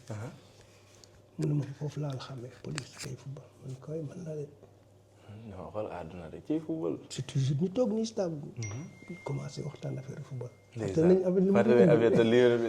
ñuy wax ñoom mu lay lii gars yi nekk foofu yëpp samay xarit lañu. maa ngi nag léegi revenons à notre mouton man xam nga lu ma fi indi man ko sama doom dafa am bac ma dégg ni da ngeen di mayee bourse te moom dafa war a dem mënuma ko génne parce que footballeur la mun ma bon am nga doom bi football man mun ma laa yow kay vraiment la loolu la yàlla def daal suba demee la ñoo doon clôturer. Ah ouais. wallaay mu ne ma boo mu ne léegi nga dem indil ma papier yi. man ko papier yëpp pare na. ma dem sama bureau copain bi fekk defaroon nañ ko. ma daw récupérer ko. ñëw dox ko mu may ko bourse comme ça. bi ñuy defar visa yi aussi il était la 6e personne mu am seede yàlla visa ñoom après ñu jël leen yóbbu leen ñu dem. benn université bi du ma ko fàtte mu tur université bi tokkaat la tudd. ok mënoo kaa fàtte. ndeysaan. maa ngi dem foofu ndeysaan yaay ji xam nga rek daw ma yaay ji ne ma wax ko jooy fii sama doom bi nekk si àll bi tokkaat def na ko presque ay 1 mois xaw ma dem. après ma amoon ay relation fii sama benn copain turc. Ibou Naas wax ko mu woo frère bu nekk foofu agent la quoi. frère bi dem yóbbu ko Istanbul commencé ko. testé et tout. première équipe bi mu ko njëkk a yóbbu Karagum Rëb. première division mu ñëw toj entraînement diwma kan moo nekkoon entraîneur foofu. Farioli. kii rewoon Nice. ok waaw rewoon na Nice. mu gis ko rek dof woo kii. président non ak président kii ok. ne ko dama koy yóbbaale fekk boobu début saison la woon quoi. dañu waroon dem def travail hivernal. waaw pré-saison quoi yóbbaale. mu yóbbaale mu dem def travail hivernal ak ñoom pendant presque 1 mois dem ñu dellu si. ñu ñëwee mu ne président kii nañ ko defaral. contrat. est-ce que. comme ça. ndeysaan. président bi tam d'accord def ci moom it bu entraîné ba pare day dugg terrain bi dem jël ko lëngu ko. te boobu moom ñoom kii ñoo fa nekkoon directeur sportif Marseille bi Benassia. moom ah ouais. d'ailleurs ma ko doon dimbali ci langue bi. après nag bon mu des waa Dakar Sacré-Cœur. gars yi def seen offre jox leen. ñu bañ. je te jure ñu bañ. waaye ma dem fa jaxase foofu gédd. ñu bañ. mais comment ça. après wax sama copain bi nekkoon fii wax ko grand frère kooku daw jëli moom it jëli ko yóbbu ko ci benn équipe bi ñuy wax Samsung. ah oui Samsung waaw xam naa ko jëli sport. ñoom léegi ñu ngi première division ñaari équipe yëpp. waaw parce que Samsung foofu la Chérif Ndiaye nekk. voilà foofu la Chérif nekk. ñu retenir ko jëli sport. foofu la mujjee signé quoi. foofu la mujjee signé bon il a un peu galéré foofu mais yooyu c'est normal c'est début adaptation. ça va avec le football quoi. non sur le plan footballistique sax garaawul woon parce que moom. da ci doon génn quoi. soo mënee football moom mën nga football quoi. voilà. Turquie seen football dafa métti. foofu impact physique la dafa quoi. physique quoi exactement. c'est très physique. mais daf ci doon génn après mu def benn saison bu baax. ñu pré ko quoi. Chérif soxla ko quoi. mu dem foofu la tojee de. foofu la tojee. dafa saison bu rëy quoi. saison bu rëy gagné coupe. gagné championnat. bokk ci équipe. c'est équipe type saison bi. c'est saison bi meilleur joueur équipe bi. meilleur joueur. en plus il avait marqué pas mal de buts. amoon na 8 ou 9 buts. 9 buts. même seen coupe finale bi moom. dugal penalty décisif bi waaw. décisif bi moo ko def. te léegi sax damay xuloo ak moom parce que chercher tout deuxième ballon parce que xam nga lu tax. dafa dem ba dafa maîtriser jeu bi. ci sonn quoi. il a une très bonne relation avec le ballon. il se fatigue pas. loolu nag laa koy wax parce que dama ne ko léegi arñi bi nga daan def ak xeex métti bi di dem mu ne ma non. c'est qu'il est arrivé à maturité quoi si jeu au milieu bi. merci. loolu ça da lay tàyyaloo quoi. exactement da ngay xam fi ngay taxaw. positionnement bu baax ngay am après. mu ngi noonu fi mu ne noonu lay joué ko ak exactement noonu lay joué léegi xëy na su demoon. ñu ngi lay yàq fii de. non dañuy waxtaan rek dañuy waxtaan bi. donc ñu ngi ñaan yàlla minute bi lépp ak ci jàmm ak salaam. amiin amiin amiin. parce que moom bon doom la boo xam ni déjà ay complice lañ. depuis xale. macha allah. ah non man ak moom. suñu vie yëpp football la. dëgg sama complice la on est tout le temps ensemble. lu ma ko wax loolu lay def. bon vraiment amul benn problème ak ay waajuru. yaru na. bokkul ak booy yi nga xam ne dañuy ñëw déjà gis nga am na jabar. macha allah. booy yi ñëw Dakar di xam nga di terreur yi aw fii gauche droite boo ko nee takkal jabar mu takk jabaram topp. déggal na lay tuub déggal na ñu. vraiment kontaan nañ ci moom quoi. moo tax mooy ñëw parce que man kenn moom su loolu su amul woon doo ma gis fii. waaw lu ma fiy def. et moom it est-ce que kaay ñu ñaan boog nga dem. waaw def ñaan. waaw. yàlla neen yàlla taxaw. amiin waay jàppale leen. te ñu bëgg a àgg yàlla àggale leen fa. amiin ngeen tamit yàlla yéen a xam seen biir li ngeen ci bëgg li ngeen di def. amiin yàlla defal leen ko te may leen wér. sàmm leen aar leen musal leen ci saytaane. amiin. parce que tentation yi bëri na léegi. c'est vrai. n'oubliez pas que dëkku leen fii. da ngeen ñëw wut seede yàlla. da ngeen ñëw pour wut si pour ëllëg seen njaboot. c'est important. bu leen dara yóbbu. il faut être fier d'être sénégalais. toujours il faut penser au Sénégal. c'est important parce que lépp foofu la. parce que papa ak maman. ñoom ñoo leen def li ngeen nekk. suñ leen dooroon ngeen parte wala ngeen làggi wala ñu bàyyi leen. kon doo leen mën a ñëw fii di def li ngeen di def. c'est vrai. il faut jamais les oublier. te soo bëggee réussir ci àdduna am barke. ñaanu waajur. sa papa bul ko fàtte. ah yow kay yow xaar ñëwul ñu def ñaan. waaw dañuy dem ci buntu bi. ñu dem ci buntu bi. ah benn la rek. moom dafa compliqué kii. incroyable. waaw. vraiment je suis très content. la woon lépp. kon ñu ngi dee ay 13h yooyu ñëw. mais am benn rek. Ibra léegi. mais am benn. waaw bul xalaat. waaw ñoo ko am. ah baax na bu doy rek. boo ñëw dugg si mari caméra man. fii kii bëgg na mboox. kan olof nga feeñ yow waroo feeñ. mën naa di wax ak yow mais waroo feeñ. Bon ouais, du coup c'était le caméraman. Là. On est arrivé au stade de l'Aube. Demandez l'Aube à l'heure où blanchit la campagne. Je partirai. Ouais. Ouais, c'est vrai. Aïe. Non. Hein? Victoire. Il n'y a pas d'autre option, frérot. Victoire pour qui? Pour Estac. 3. Ah ouais? Qui ne saute pas n'est pas croyant.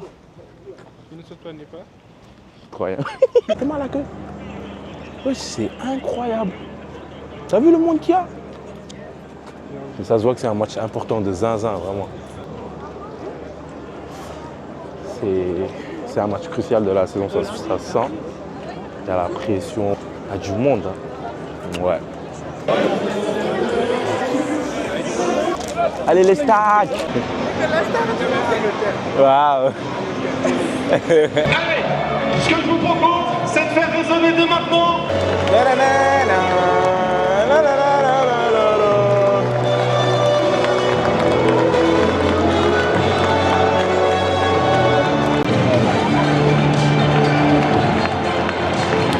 Qu'est-ce que tu ressens? Beaucoup d'émotions. Ah oui? Ouais. Un peu de pression aussi. Vraiment, on espère une victoire. Hein. On espère.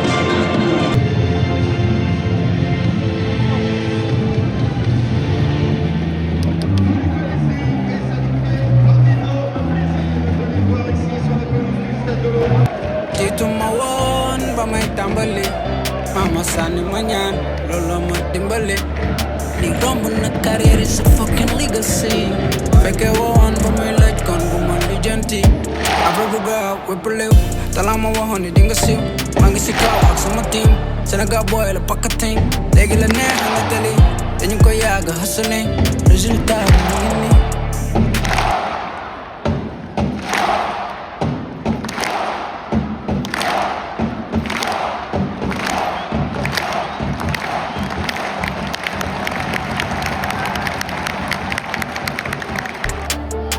Shine like a star, Mexico, I shine like a star. And I vidar di mata, guy di mata, pour me signer autographe. Shine like a star, Mexico, I shine like a star. And I vidar di mata, guy di mata, pour me signer autographe. Yeah. Alors les gars, c'est la mi-temps, hein, les Sancho. C'est la mi-temps ici au stade de l'Aube. 0-0, match très tendu. En fait, on sent la pression quand même, on sent que c'est un match très important. Donc là, on est un peu sorti, on va un peu faire le tour des supporters, leur demander leur ressenti du match, comme nous, quoi. Et on va voir ce qu'ils vont dire. Hein. Allez, suivez-nous. Alors, c'est la mi-temps. On sent que l'équipe joue avec un peu de pression quand même. C'est quoi votre ressenti là du match? Ouais, il y a beaucoup de fautes qui sont sifflées, mais après, c'est les cartons, ça sort pas. Est-ce que c'est peut-être fait au manque de confiance engrangé au fil des matchs? Parce qu'ils ont enchaîné quand même pas mal de matchs avec un nul, une défaite et tout. Donc peut-être que ça joue un peu sur le moral, la confiance. Ouais, je suis pas sûr. Je pense qu'on a aussi la pression parce que Saint-Étienne revient à un point. Le Mans ont gagné, ils reviennent aussi à un point. Il nous reste encore 3 matchs. La saison risque d'être difficile parce qu'on peut se retrouver pratiquement barragiste. Dont un avec Saint-Étienne en plus. Donc un avec Saint-Étienne au Chaudron, qu'on remplit le stade, ce qui n'est pas notre cas. Donc là, la victoire, on va dire, elle est primordiale ce match pour aller en confiance contre Saint-Étienne. Oui, je suis d'accord. T'es 2-3 carrément ou pas? Ouais, je suis en centre de formation. Ah ouais, t'es en centre? Ouais. U combien? Là, je suis en U16. Tu joues quel poste? Je joue attaquant, moi. Ah ouais? T'es chaud? Ouais, ça va. Hein. Tu penses quoi de la saison de l'équipe et tout, comment ils jouent et ce match-là? Là, je trouve qu'ils sont vraiment solidaires. Ouais. Je trouve que ce qu'ils font, c'est très bien et il faut qu'ils continuent comme ça pour monter en Ligue 1. Okay. Vous pensez quoi de l'équipe cette saison? Ah, franchement, c'est le top. On a du mal en fin de saison. Ouais. On a perdu notre jeu qu'on avait aussi bien en agressivité qu'en rapidité. Ouais. On joue à plusieurs touches de balle, on joue plein derrière et on manque d'efficacité. C'est qui les joueurs que tu suis le plus dans l'équipe? Moi, j'aime bien Ben Taïeb. Et tu suis bien Mohamed Diop? Mohamed Diop, ouais. Tu penses quoi de lui? Je trouve que c'est vraiment un leader. Ouais. Il monte l'équipe vers le haut et vraiment, faut qu'il continue comme ça. Hein. Tu penses que là, ils vont aller chercher la montée en Ligue 1? Ouais, je pense qu'ils vont réussir à aller chercher la montée. Il reste des matchs très chauds, très importants, dont un contre Saint-Étienne. Donc là, il faut gagner ce match-là, en fait. Ouais, c'est ça, faut qu'ils gagnent. Je pense qu'ils vont l'apporter en deuxième mi-temps. Là. Je pense qu'ils vont marquer et ils vont gagner le match. Bah, on te souhaite beaucoup de courage pour la suite et une signature contre Pro, Inch'Allah. J'espère. Hein, ouais, là, déjà, on a vu que ça poussait là, en fin de mi-temps. Là. Ouais. Du coup, je pense que ça va y aller là, en début de mi-temps. Tu me verras toujours en TN en survêt. J'ai des pipes même à gifle sur Yvette. Il sait que pour 4 minimum, bah j'y vais. Le petit va jusqu'à Bougival. Que des basim, Coco Golf, j'ai rentré des balles, c'est pas du golf. Que des lucarnes, il peut pas voir le goal. T'es Di Vincenzo, j'suis la mélo ball. Quand je shoot, j'fais rentrer la balle. J'fais rentrer la balle, les mains sont sales, j'fais pas les impôts. J'paie pas les impôts, j'allais taper, j'ai pas un ballon d'or. Après, je prends la prise info. Contrôle orienté, j'dois la mettre dans la course. Tu sais pas ce qui t'attend, je me fais tout petit, Isaiah Thomas. J't'appelais pas à tout va, je laisse pas en trouver. T'achètes un gramme, t'as un demi offert et veux m'interroger, j'connais déjà les faits. Que du chocolat, y a pas de contrôle fiscal. Je vole tout, je suis pas venu confisquer. Envoie l'heure et la date, on fixe ça. Tu veux regarder les sables, tu veux voir les revenus. Le respect ça coûte cher, je me donne les moyens, ça sera pas un coup de chat. Je fais ça au bazar, je laisse ça en désordre. Y'a personne qui va me donner des ordres. J'ai fac pour de vrai, ça joue pas un rôle. J'ai 4 direct, moi je tourne pas en rond, je fais du foot et du rap. C'est pas un don, je la connais même pas, vu que je lui donne. Avec que je lui donne, j'ai retourné, je pilote. Lewis Hamilton, je mets du coco dedans, j'ai mis tout Formule 1, tu tiens pas la mi-temps. Tu tiens pas la mi-temps, que des balles réelles, y a pas de balles à blanc. Je fais ton salaire assis sur un banc, les cantines le mardi, faut remplir le banc. Même encore, je mange toujours à ma faim. Dans 6 ans, je suis sorti sur un fil qui m'hydrate quand j'ai soif. Je la touche quand j'ai pas regardé ses seufs. Tu sais pas ce qui t'attend, je me fais tout petit, Isaiah Thomas. Je t'appelais pas à tout va, laisse-moi entrouvert. T'achètes un gramme, t'as un demi offert et veux m'interroger, je connais déjà les faits. Bon. Que du chocolat, y a pas de contrôle fiscal. Je vole tout, je suis pas venu confisquer. Envoie l'heure et la date, on fixe ça. Tu veux regarder les sables, tu veux voir les revenus.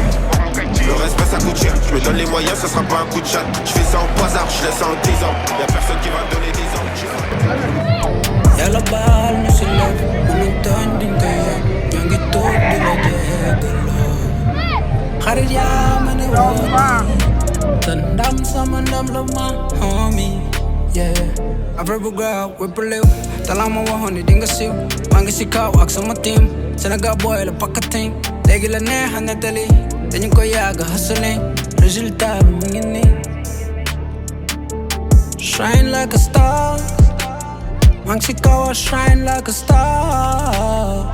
Kenn ay videur di ma daar. Gars di ma daar pour ma signer autographe. I shine like a star. Maa ngi si kaw shine like a star. Kenn ay videur di ma daar. Voilà, c'est pas facile. C'est pas facile. C'est pas facile. On l'a wax loolu. C'est pas facile. Lors d'aujourd'hui, eh ben, nous, on veut récompenser notre père. Parce que c'est lui. Ouais, c'est pas facile. Oui, parce que on a venu ici. C'est pas facile. Voilà, Ouais. ces choses, c'est vraiment compliqué. C'est vraiment compliqué. Il y a des hauts, il y a des bas. Mais quand on a un père et une mère qui est là pour nous aider, je vous dis, c'est le plus mieux. Je vous dis, c'est le plus mieux. C'est meilleur. Ouais. Wala dina ko topp àddunaam yëpp. Billahi bës bi moom dootul dañu. Vraiment.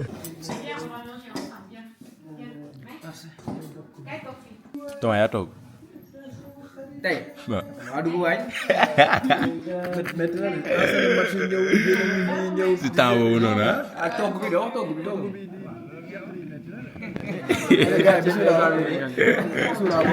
naka match bi nag. match bi géré nañ ko de loo gis yow. ah début bi moom métti woon na nag début. waaw en vrai opposition yi man xaar ma ko woon quoi. ils étaient je pensais pas que am nañ xamoon nañ c'était une bonne équipe. amoon nañ en fait ambition ñëw teg bal. quoi c'est ça je m'attendais pas à reculer. Je pensais qu'ils allaient défendre, bàyyi ñok bal bi et tout, mais au final ils ont bien joué aussi.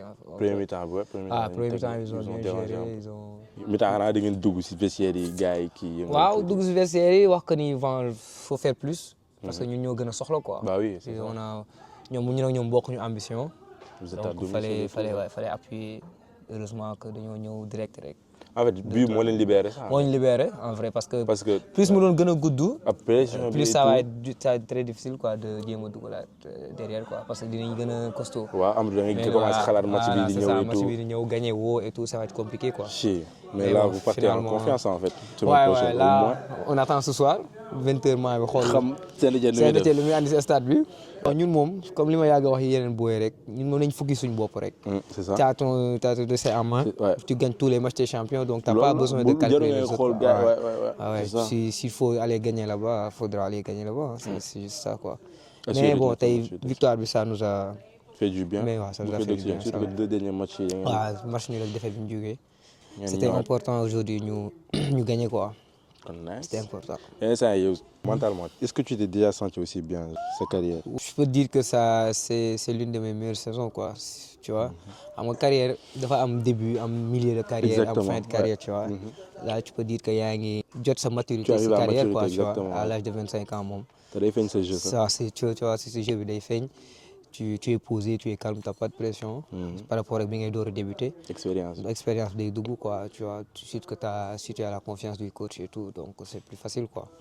Mais comme Nika a dit, nous franchi bien pas et ça passe par. Tu as commencé à réaliser petit à petit, en fait. Mais si, bien sûr. Au fil des matchs. Je pense que l'affaire est petit à petit. L'oiseau fait son nid, quoi. C'était il y a 2 ans, c'était compliqué. Ouais. Il y a 2 ans, il faut le supporter donc ça a fumigène parce qu'ils n'étaient pas contents et tout. Cette saison, bah, je pense que c'est le contraire, tu vois. Donc, on est plutôt satisfait de notre saison, que ce soit collectivement que individuellement, quoi. En plus, ñu ngi doon waxtaan ñu naan daaw daanaka wàccoon ngeen quoi. Waaw daaw mooy 2 ans bi noonu. parce que dañoo wàccoon après on a été repêché parce que Bordeaux finalement dañoo mujjee wàcc ndax amuñu woon xaalis. Après ñu repêché ñu. Donc ñu ñëwaat saison bi daaw on a fini 10e. Après bon on savait que deuxième moitié de saison bi ñu def noonu bu ñu ko continuer. Que saison élan boobu nag ak même coach bi ñu yor nii.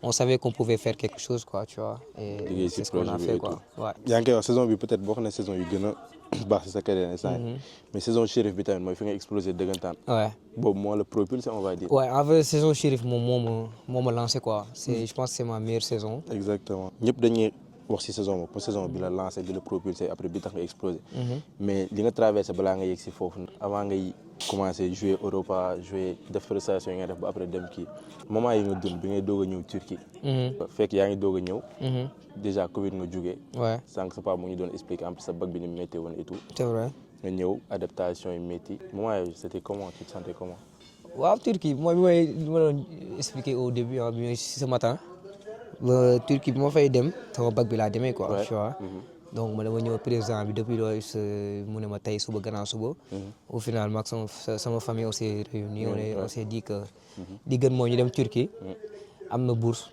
am na ay agent yoo xamante ne gis nañ ma depuis Sénégal yoo xam ne ñu ngi woon Turquie mais visa bi c'était compliqué donc ñu jaar si voie études yi yàlla dimbali ñu am suñu bac donc si lañ dem Turquie mais au début c'était vraiment compliqué tu vois parce que biñ demee dañ fa doon xaar fekk ñu ko ñun dañoo foog day ñëw rek agent bi jël ñu rek dugal ñu ci équipe tu vois alors que ça c'est pas passé comme ça dañoo egsi déjà vu que étudiant nga ñëwee t'es obligé de faire les papiers d'étudiant balaa pour nga am séjour bu la mën a resté loo biir Turquie ñu dem université def loolu yëpp et tout après au final ñu am kii bi léegi nag par temps si laay jékki-jékki di dem Istanbul di ñëw di def ay tests et tout de gauche à droite mais c'était compliqué parce que boo jógee étudiant ñoom dañoo yëg gis nga xamuñu yow foo jógee xamuñu yow joueur nga xamuñu parce que ñi xëy di ma gis may entraîner si biir chambre xam nga dëkku étudiant rek ni mu mel.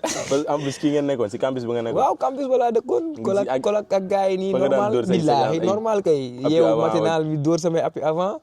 dóor samay abdominaux.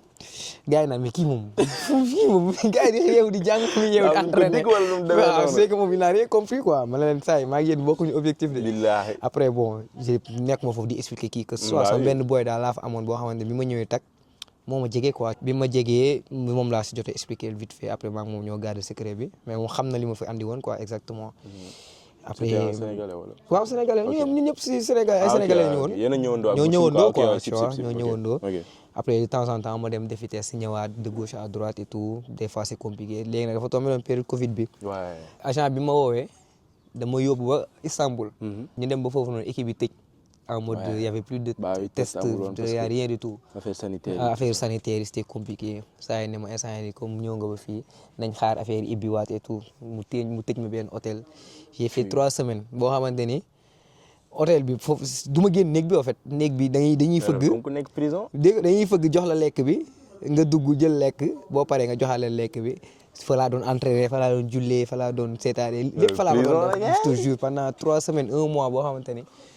voilà noonu laa ko galéré quoi mais bon man dama gëmoon que ni. mais mentalement métti woon na genre. non trop parce que. yan question nga doon posé wu tu te disais pas que genre des fois doo douter wala nga ne est-ce que du ma bàyyi wala. mais à un moment je me dis est-ce que du ma ñibbi Sénégal. tu vois parce que est-ce que jar na ko.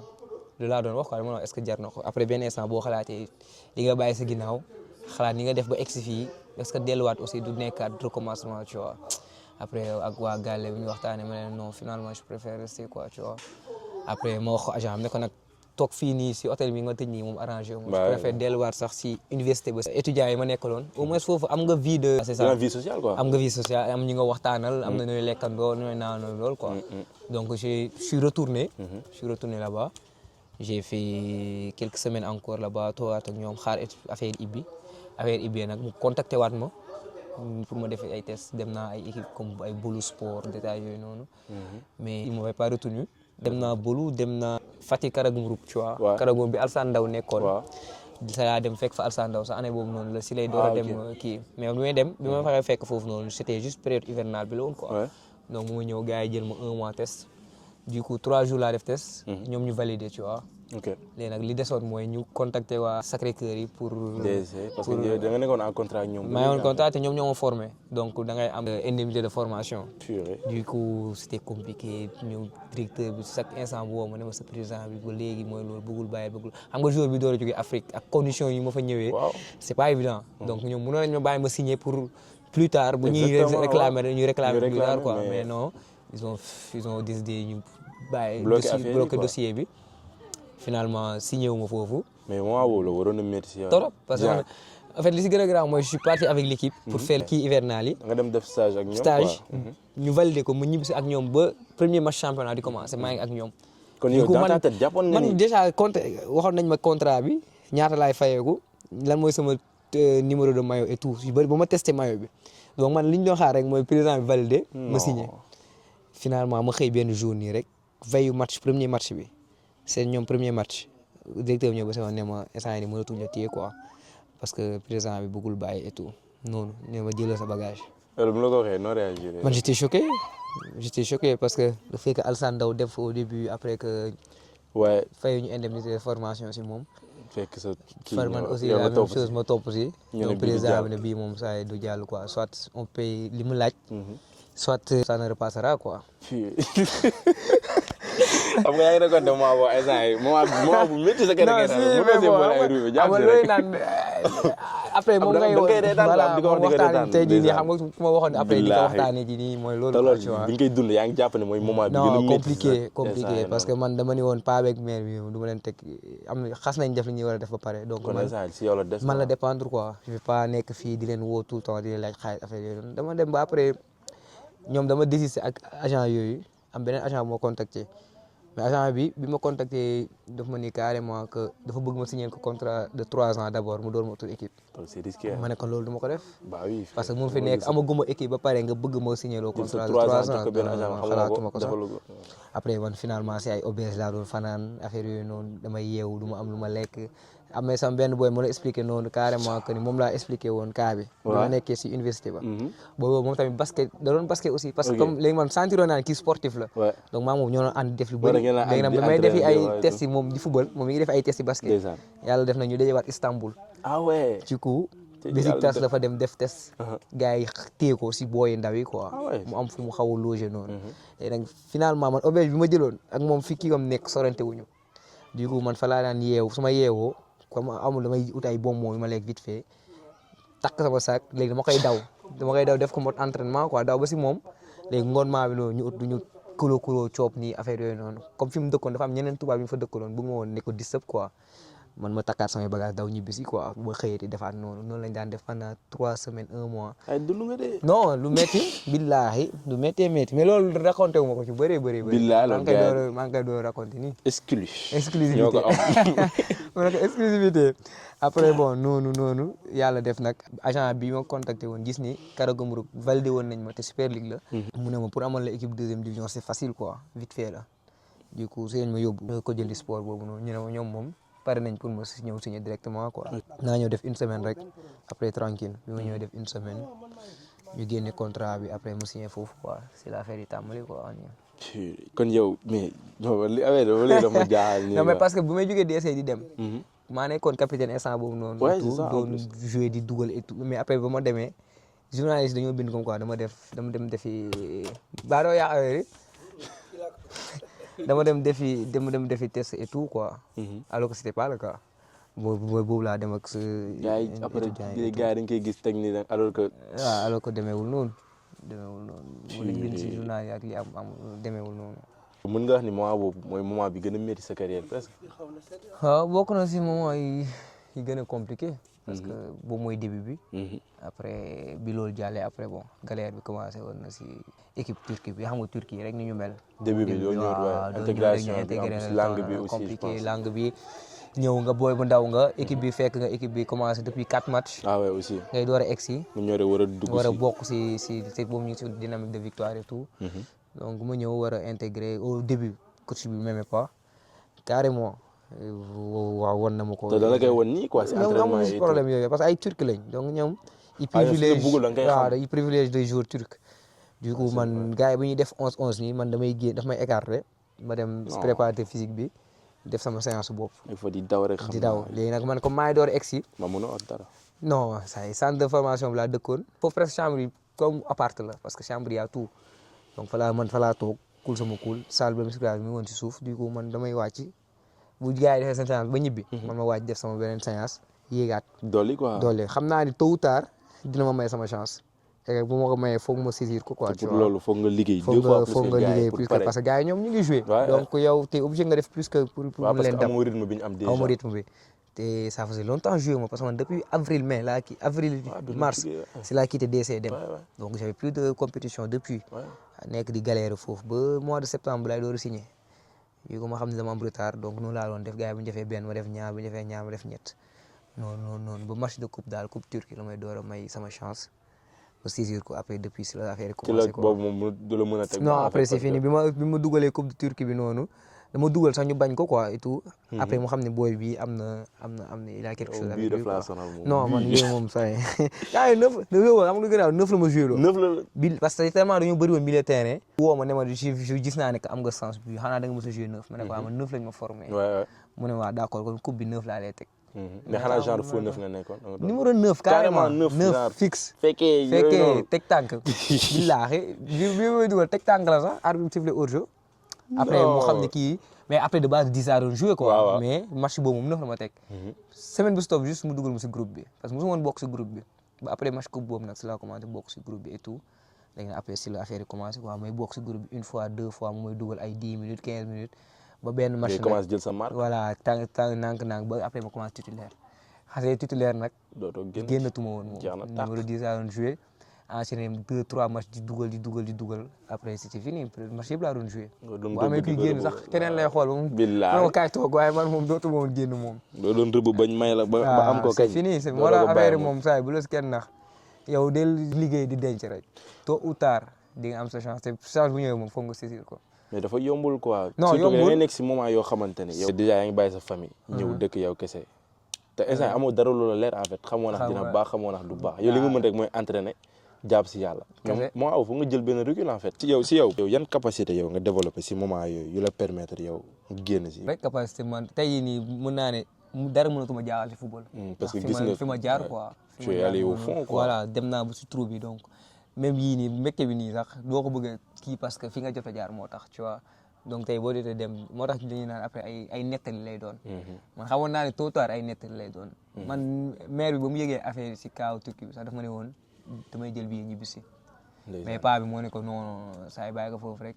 yow maa ngi looloon xalaat yow si yow. non man benn instant laa toog ne ñibbi moo ma gënal mooy bu ma waa directeur bi ñëwee ne ma. boobu sa yaay say bagages non. te comme nii rek entraînement bi jeex rek nii rek mu ne ma mu woo ma mu ñëw si bureau mu ne ma affaire yi mu jéewul sotti te boobu moo nekkoon sama last espoir parce que ak université bi j'avais tout coupé dematuma fa woon parce que. mais tu te disais que c'est bon quoi. man dama si di c'est parce que ku def test 3 jours nga waroon def test ñu teel a fa 1 mois ne la c'est bon validé nañ ko et tout juste signature moo des voilà ce qui desul lu dul am nga sa maillot sa numéro maillot am nga sa contrat bi xam nga lépp lu si nekk. donc desul lu dul signé nga xëy ñii ñu ne la contrat bi du sotti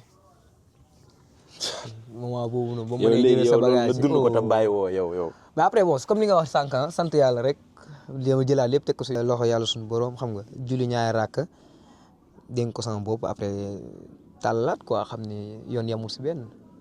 te yow moment yooyu man si man li si gën a métti mooy après war a yeewaat lendemain bi def table rase ne non dama koy jëliwaat recetaat sa mental ne damay commencé damay liggéeyawaat.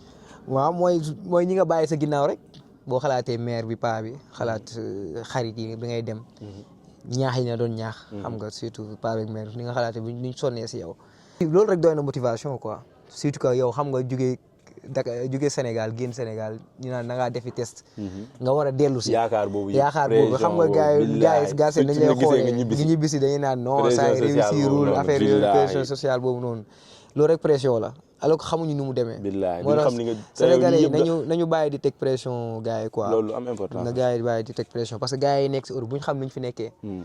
buñ ñibbisee buñ leen xoolee bëtt waaye dafa ñibbisi waat parce que c'est-à-dire que non.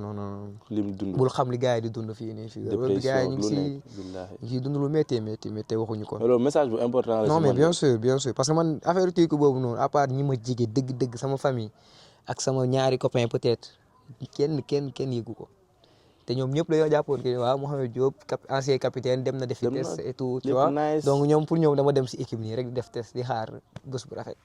fekk na caay boobu yaa ngi koy lijjanti. dund nga loo xamante ne yow rek yaa ko xam alquranul karim billaay wallaay mais boo xalaatee ni boo delloo gars yi bët bi ñu lay xoolee rek c'est autre chose. xeex ko non da nga koy ñàkkante su ma xalaatee sama yaay du ma bàyyi barki yàlla du ma bàyyi xalaat gars yi ne doo bàyyi xeex ko doo bàyyi koñ ba rek ni ñu lay xaaree quoi. mooy waa koñ ba mooy loolu jar na liggéey ba dee quoi. jar na ko mais après bon mooy li nga wax rek affaire moom lépp si mbiru yàlla suñu borom lay dépendre quoi boo ko wóoloo dénk ko affaire yi saay noppalul. moo yor lépp de. waaw xalaat da ngay liggéey yàlla may la quoi. waaw ñun da ngay sabablu rek. waaw moom mooy maye tu vois. da nga koy gëm wóolu ko nag. waaw xam na am ñoo xam ne dañ koy gëm mais. duñ ko wóolu Sénégal loolu problème. boo ko dénkee say affaire gëm ko. après au final da nga koy wóolu nag. xam ne nu mu def rek loolu dafa gën si yow. lu mu def rek dafa gën si yow donc voilà après noonu la demee ba affaire yi. man moom li ma taamu di wax mooy yàlla day may sax ñu ko gëmul. waaw donc yow mii ko gëm la moo tax du la may. donc soo ko ñaanee gëmal ni dalay may nga liggéey. bu la mayoo dafa fekk dafa gënul si yow. jeex na bu la mayoo dafa gënul si yow bu tëjee porte rek. xamal ni wala am na beneen bi mu ibbi bi dàq fuuf man tey jii lan moom wax ni su ma signé woon karagu Fatick kii boobu équipe boobu Super League est-ce que tey jii dinaa toog fii nii. est-ce que dinaa jouer ba ñeneen équipe di ma gis est-ce que dinaa dem Chirif et cetera ba affaire yi andi fii nii tey ba yegg fi mu yegg si loolu la doo xam donc mais sur le moment nit kese nga doo ko xam. doo comprendre yàlla li muy gis nii yow li mu lay gisee de haut gis sa résultat yoon. yow doo gis yow si kanam nii rek ngay gis. yow li si kanam rek maanaam yow li la arrangé rek xam nga nit moom li nga bëgg rek ngay sabablu après nag buñ la mayee baax na buñ la mayul tamit nga xam ne gënul sa yow quoi man ne noonu laa ko jàppee woon. te man si man li gën a grave mooy que joueurs yu bëri parce que yow li nga développé nii au cours de période bi nga traversé nii chance boobu noonu du joueur yëpp ko am. yàlla jàppale na si nga am recul bu mel noonu. mais am na ñu bëri ñoo am ci lañ jaaree sànku. seen carrière yàqu quoi bàyyi carrément man am na benn booy bi ma àndaloon. pas ànduñu woon sax mais. ñoo bokkoon équipe Maykor Diouf la tudd. si fa mu naxul wax instant il joue à Wakam. ñoo bokkoon équipe Dakar Sacré-Cœur. ñoo defandoo suñu formation quoi man bi may nekk foofu noonu di def ay test moom tamit dafa ñëwaale sauf que moom visa normal la ñëwee quoi visa 1 mois la amoon xaw ma 2 mois. bi mu ñëwee ba desul lu dul signé te dafa ñëw blessure mais malgré ça équipe bi bëggoon nañ ko et tout gis nañ qualité yi desul lu dul signé président même chose boole ñu si même sac ne ko moom du si dal. sauf que man comme man visa kii étudiant laa yoroon man je pouvais encore rester pour xaar leen mais sauf que moom il était obligé mu ñibbiwaat noonu la ñibbiwaatee nii ko waroon signé Turquie instant yii mi ngi waat championnat pourtant c'est un excellent joueur et tout. kon tamit doo xam ravage yu muy def si mental. bul xam nan la koy jëlee bul xam ndax dina rebondiraat bul xam c'est compliqué c'est très très football dafa compliqué de. billaay gars yi xam nga lu ñuy gis si terrain bi nii rek mais en dehors yi nekk si en dehors terrain bi. billaay moo gën a métti fuuf. justement yow en tant que pro si sa vie de pro lan moo si gën a métti yow ban côté moo gën a métti sa vie pro mental wala pression wala genre. non en vrai man je vis pas la pression man moom pression ma aw ma ko. parce que mooy li ma lay wax rek am na yeneen yoo xam ne foofa jaaree pression dootu la safati dara quoi. mais comme li nga wax c'est mental par exemple comme li ñu doon expliqué bi ñu ñëw suba si. des fois nga tu passes à côté d'un match. nga doon temps yi ngay nekk célibataire di sànniwaale xeer sama mbokk gars célibataire yooyu noonu. mais man xale laa des na. yow xale la. kañ ngay màgg. non mais yoon ndaw du gaaw. yoon ndaw du gaaw yow dem ba tey yoon ndaw du gaaw. kanam ñu ñàkkul dara saa yéen dog leen lool. ba tuug. non mais visite naa yoon ndaw du gaaw saa yi yoon ndaw kañ ngay gaaw 2016 ba léegi yoon ndaw du gaaw. léegi gars yi magal de. non mais bon c'était de passage parce que c'est pour te dire que tey jii nga ñibbi sa kër. dund naa ko pendant des années. ñibbi si des fois tu passes à côté d'un match nga ñëw mais doo am. doo waxtaan doo am ko. doo fekk kenn voilà doo fekk kenn c'est à toi de prendre sur toi xam nga surtout kii bi ma nekkoon nga xam ne c'est des fanatiques tu vois. bah oui donc soo gagné vous êtes les meilleurs soo leen perdre xamoo leen dara donc des fois tu perdais des matchs.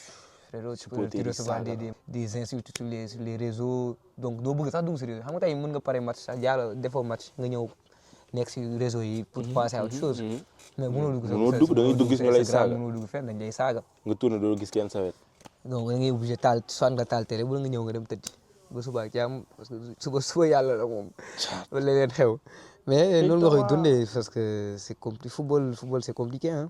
léegi ni kon madame jàpp na si de côté boobu. ah waaw madame. soo ñibbisee après machine nii mu waaw mu taalal la ceeb nii waaw. ceeb bisaab. ñan ceeb bu bien ba ceeb bu bien waaw. loolu moom te sànq maa lay dégg nga teg dégg ma sànni xeet bi nga naan sa papa naan la loo reeree dem nga naan massage bi waaw mën na ñàkk xam nga massage nii mais daanaka woon am avant léegi da nga koy am kay. waaw di récupérer bu baax da ngay récupérer bu baax dëgg yàlla te sonalu ma si dara quoi donc. nag gars yi takk leen.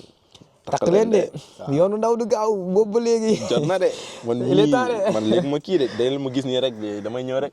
jàppul si dara day sóob nii rek pari ji la nekk saa yi. su caméra bi coupé naa la wax. waaw jàppul si tous day sóob rek pari la nekk daal di def lu nga neex. non mukk si àdduna. jàppul si tous. bu loolu sama yaay la wax. man gis nga jàppul sax parce que man maa ngi toog di xaar fi mu ne nii moom yow rek laay déglu fi mu toll nii. non di nga ñawlu léegi tey incha allah man sama mbokk yi sama boy bëri maa ngi toog di xaar mais ba léegi. non man moom. xam nga kañ lay jot. ah mais xam nga rek ci pression sociale bi te léegi gis nga gars yi fi ñu aj affaire yi. métti na de. tot yeeg yooyu li ñuy tiital yow da ngay xool sa bu nga ne man pare wu ma pour tax gis nga dañuy laajte. c'est comme si soi-disant pro yi lay métti. ah kon yéen non pare naa sama xel dal non man sama xel dal. non mais en vrai man may nii rek saa yi oh mariage bi nii métti woon na su méttee si pro pression wàcc na ma kon instant nii.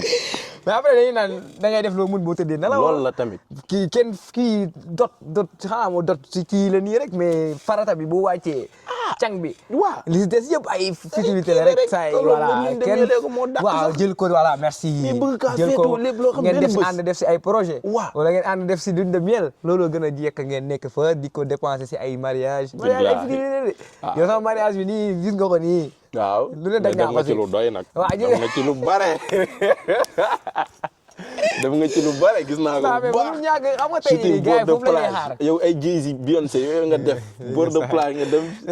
non gis naa lépp. xam nga loolu yëpp madame moo lay si sonn même man loolu programme ko woon sax. mais loolu c'est important nag. waaw ñoom loolu lañ ci am quoi. ah mais c'est un peu le plus beau jour de ta vie. c'est ça en fait c'est ça. l'amour de ta vie nga jël ko xam nga.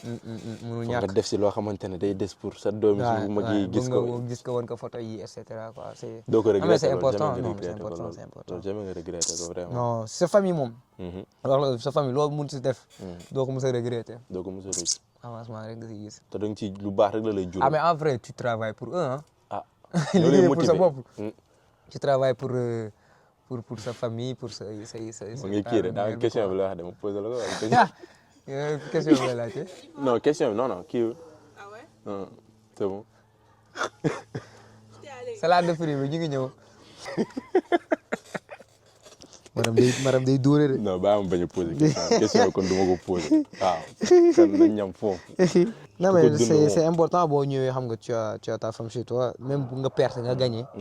mu ngi fi quoi mi ngi fi. soo ñëwee di nga mën a passer à autre chose en fait rien que le fait de nga ñëw xoolal nii bi ñëwee nii waxatuñu rek waxu match.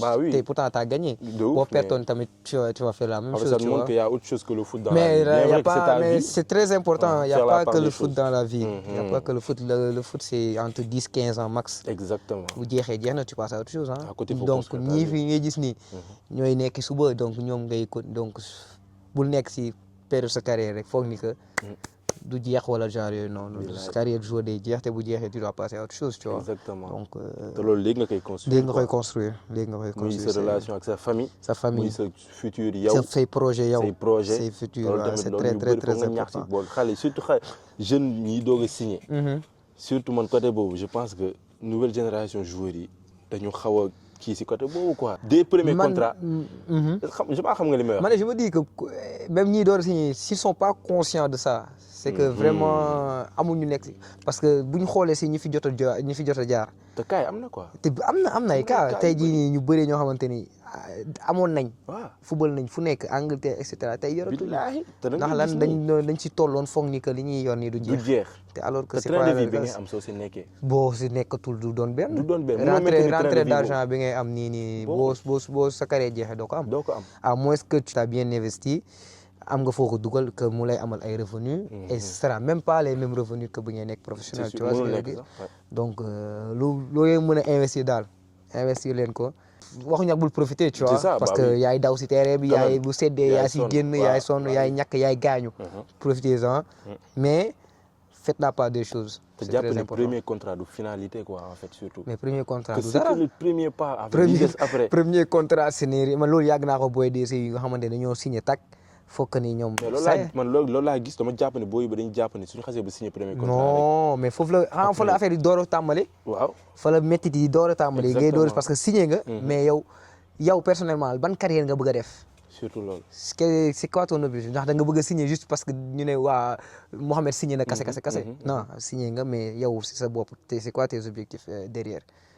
tu veux devenir à long terme ban carrière nga bëgg a def ban bëgg nga ñu dégg la bëggoo ñu dégg la et cetera après nag ku nekk ak sa yoon ku nekk ak sa wërsëg mais yow defal li nga war a def yow app bi jox ko rek bu jeexee nag après di nga toog nga ne man ne wax dëgg yàlla man je suis fier de moi parce que lépp li ma waroon def def naa ko mais après nag li la yàlla may rek nga xam ne loolu la may ko waaw loolu moom mënoo si dara waaw loolu moom ku nekk sa wërsëg bañ a am regret voilà c'est ça football moom fal du ku dàq football tey jii mooy signé professionnel loolu kenn fees na fi dell man sama koñ sama Dakar say que centre fa ñi ma bokkaloon ñëpp mën naa ni ay boo yu ma dàq football ñetti yoon ñoo fa nekkoon mais malheureusement ils ont pas signé parce que et cetera ils ont pas chance bokk na si mais voilà ku nekk ak sa wërsëg quoi ni ko gars yi di waxee tu vois donc boo si nekkee yow xam chance bi nga am boo leen di xalaat ñoom rek boo doon def benn nga def ñaar quoi xalaat ñi nga xamante ne loolu moom dëgg c'est très important yàlla su la mayee chance boobu noonu nga dem ba nekk si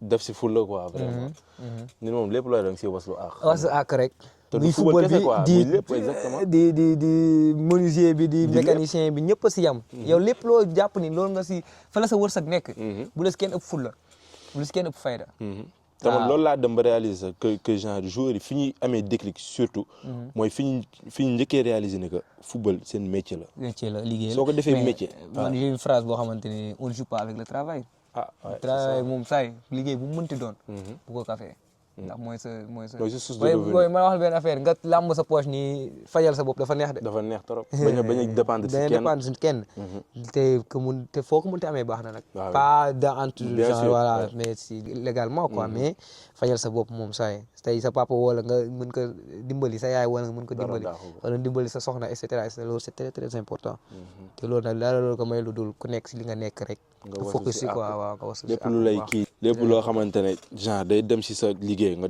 mooy sa yaram surtout football xamante ne yaram mooy métier mooy outil de travail mooy outil de travail de sa tànk yeeg yooyu moom da nga koy sàmm de muy si récupération alimentation lekk bi naan bi c'est tout est important waaw loolu lu am solo la de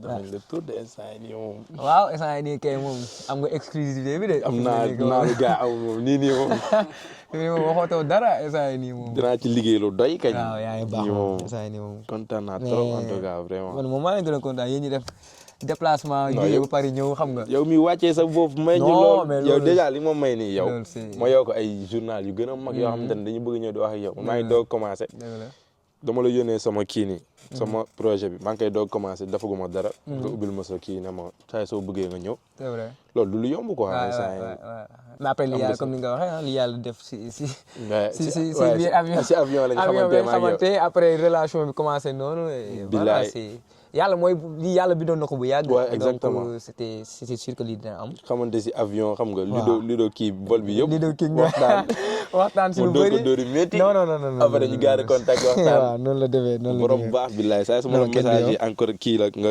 tontu ma jaar yi borom baax nga xam nga sa genre yi dañuy neex a jàppale quoi parce que ça se voit bëgg nañ am nañ envie bëgg nañ avancer si li ñuy def. donc ñooñu fii nga leen di jàppale tey jii ba suba ñuy interviewé ay Sadio Mané ay yeneen Koulibaly Gana Gueye te yéene naa la ko. donc dinañ wax dëgg yàlla ñun moom bokkoon nañ ci ñi nga njëkk a jëloon tu vois. ñun joueur yu ndaw yi. te lii mooy kii bi nag joueur yu lan baal li ngay wax. non gan nii joueur la. non dégg nga ça. même joueur Ligue 2 instant moom la wax naa leen ko nii même joueur Ligue 2. ah mais c'est moom dañ lay ñaanal rek incha allah monté bi mat sëkk. waaw amiin ngeen yéeg Ligue 1. amiin nga am yeneen yu gën a rëy incha allah. incha allah je pense début bi kese la man ci loolu laa jàpp. bien vrai que dundagum nga lu graaw. lu métti. traversé nga moment yi difficile. def nga parcours bu incroyable jusque là. yaa ngi tu as écrit ton histoire et pour moi tu vas continuer à l'écrire en fait. man le meilleur reste à venir. waaw incha bien sûr allah bien sûr. parce que sérieux nga si li ngay def bëgg nga ko. te dund nga moment yoo xamante ne instant yii nii. tu peux pas dund plus bas. plus bas quoi c'est ça c'est exactement ça. te soo xasee ba surmonter moment yooyu noonu. instant yii incha allah dara dootu la jaaxal sax. te gis naa da nga jege sa famille muy sa papa. muy sa jabar macha allah. donc vraiment ñun dañ lay ñaanal te di la suivre tamit. affaire yi gën a yokk gën a bëri dem ba signé si club waaw ñu bokk yoon bi rek tey jii di yàlla bu demee Real Madrid Real Madrid ngeen ñëw Real ñu defee ko interview foofu noonu incha allah nga signé Real Barça 2 la moo wal di la kaaj wala ma ñëw classico sax non da nga ñëw classico seetaan mu duma la duma yu métti après ñu toog reeraat comme ni ñu bilaay ni ñu añee nii tey rek nga toogaat waaw ma seere waat ko rek tama kontaan naa non mais maa la gën a kontaan def nga lépp doo nit mu ne ko doo nit. merci beaucoup. mu ngi kan lañ ko posé woon sax. am na ko posé woon question defal kii balaa micro bi. polygamie wala. waaw mu ne ko ban si gam yi ah damaa xam ban la si gam yi ban la si gam yi. ban moo si poli sax. poli daa mel ni mooy benn bi. poli mooy benn. benn la waaw kon poli. non. poli yow poli moo la arrangé di kon. waaw yow. damay dem. foo jëm. non du ma ko poser question boobu. non bu ko poser question. jamais.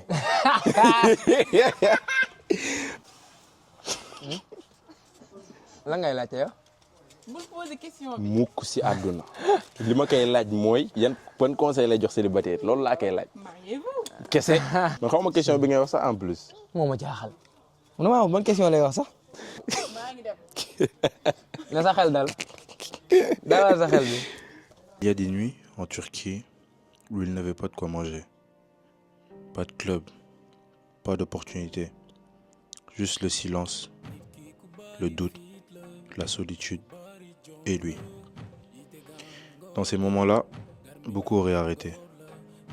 Lui, il a choisi de croire. Il s'est remis à Dieu. Il a continué à travailler, seul, dans l'ombre, sans que personne ne le regarde. Parce qu'il savait au fond de lui que s'il construisait quelque chose dans le silence et dans la souffrance, tout cela finirait par parler dans la lumière. La Moldavie lui a tendu la main, il l'a saisie des deux mains. Champion, une fois, deux fois, joueur de l'année, un continent à traverser, des terrains à conquérir, et puis 3 ans en Ligue 2, 3 ans à se battre, 3 ans à y croire quand d'autres doutaient, jusqu'à ce soir de mai où tout a basculé. Ligue 1, ce n'est pas juste une montée pour lui, c'est la récompense de toutes les nuits où il aurait pu abandonner. C'est la preuve que la foi et le travail ne trahissent jamais quand on y croit. Mohamed Diop, une histoire, un parcours qui force le respect.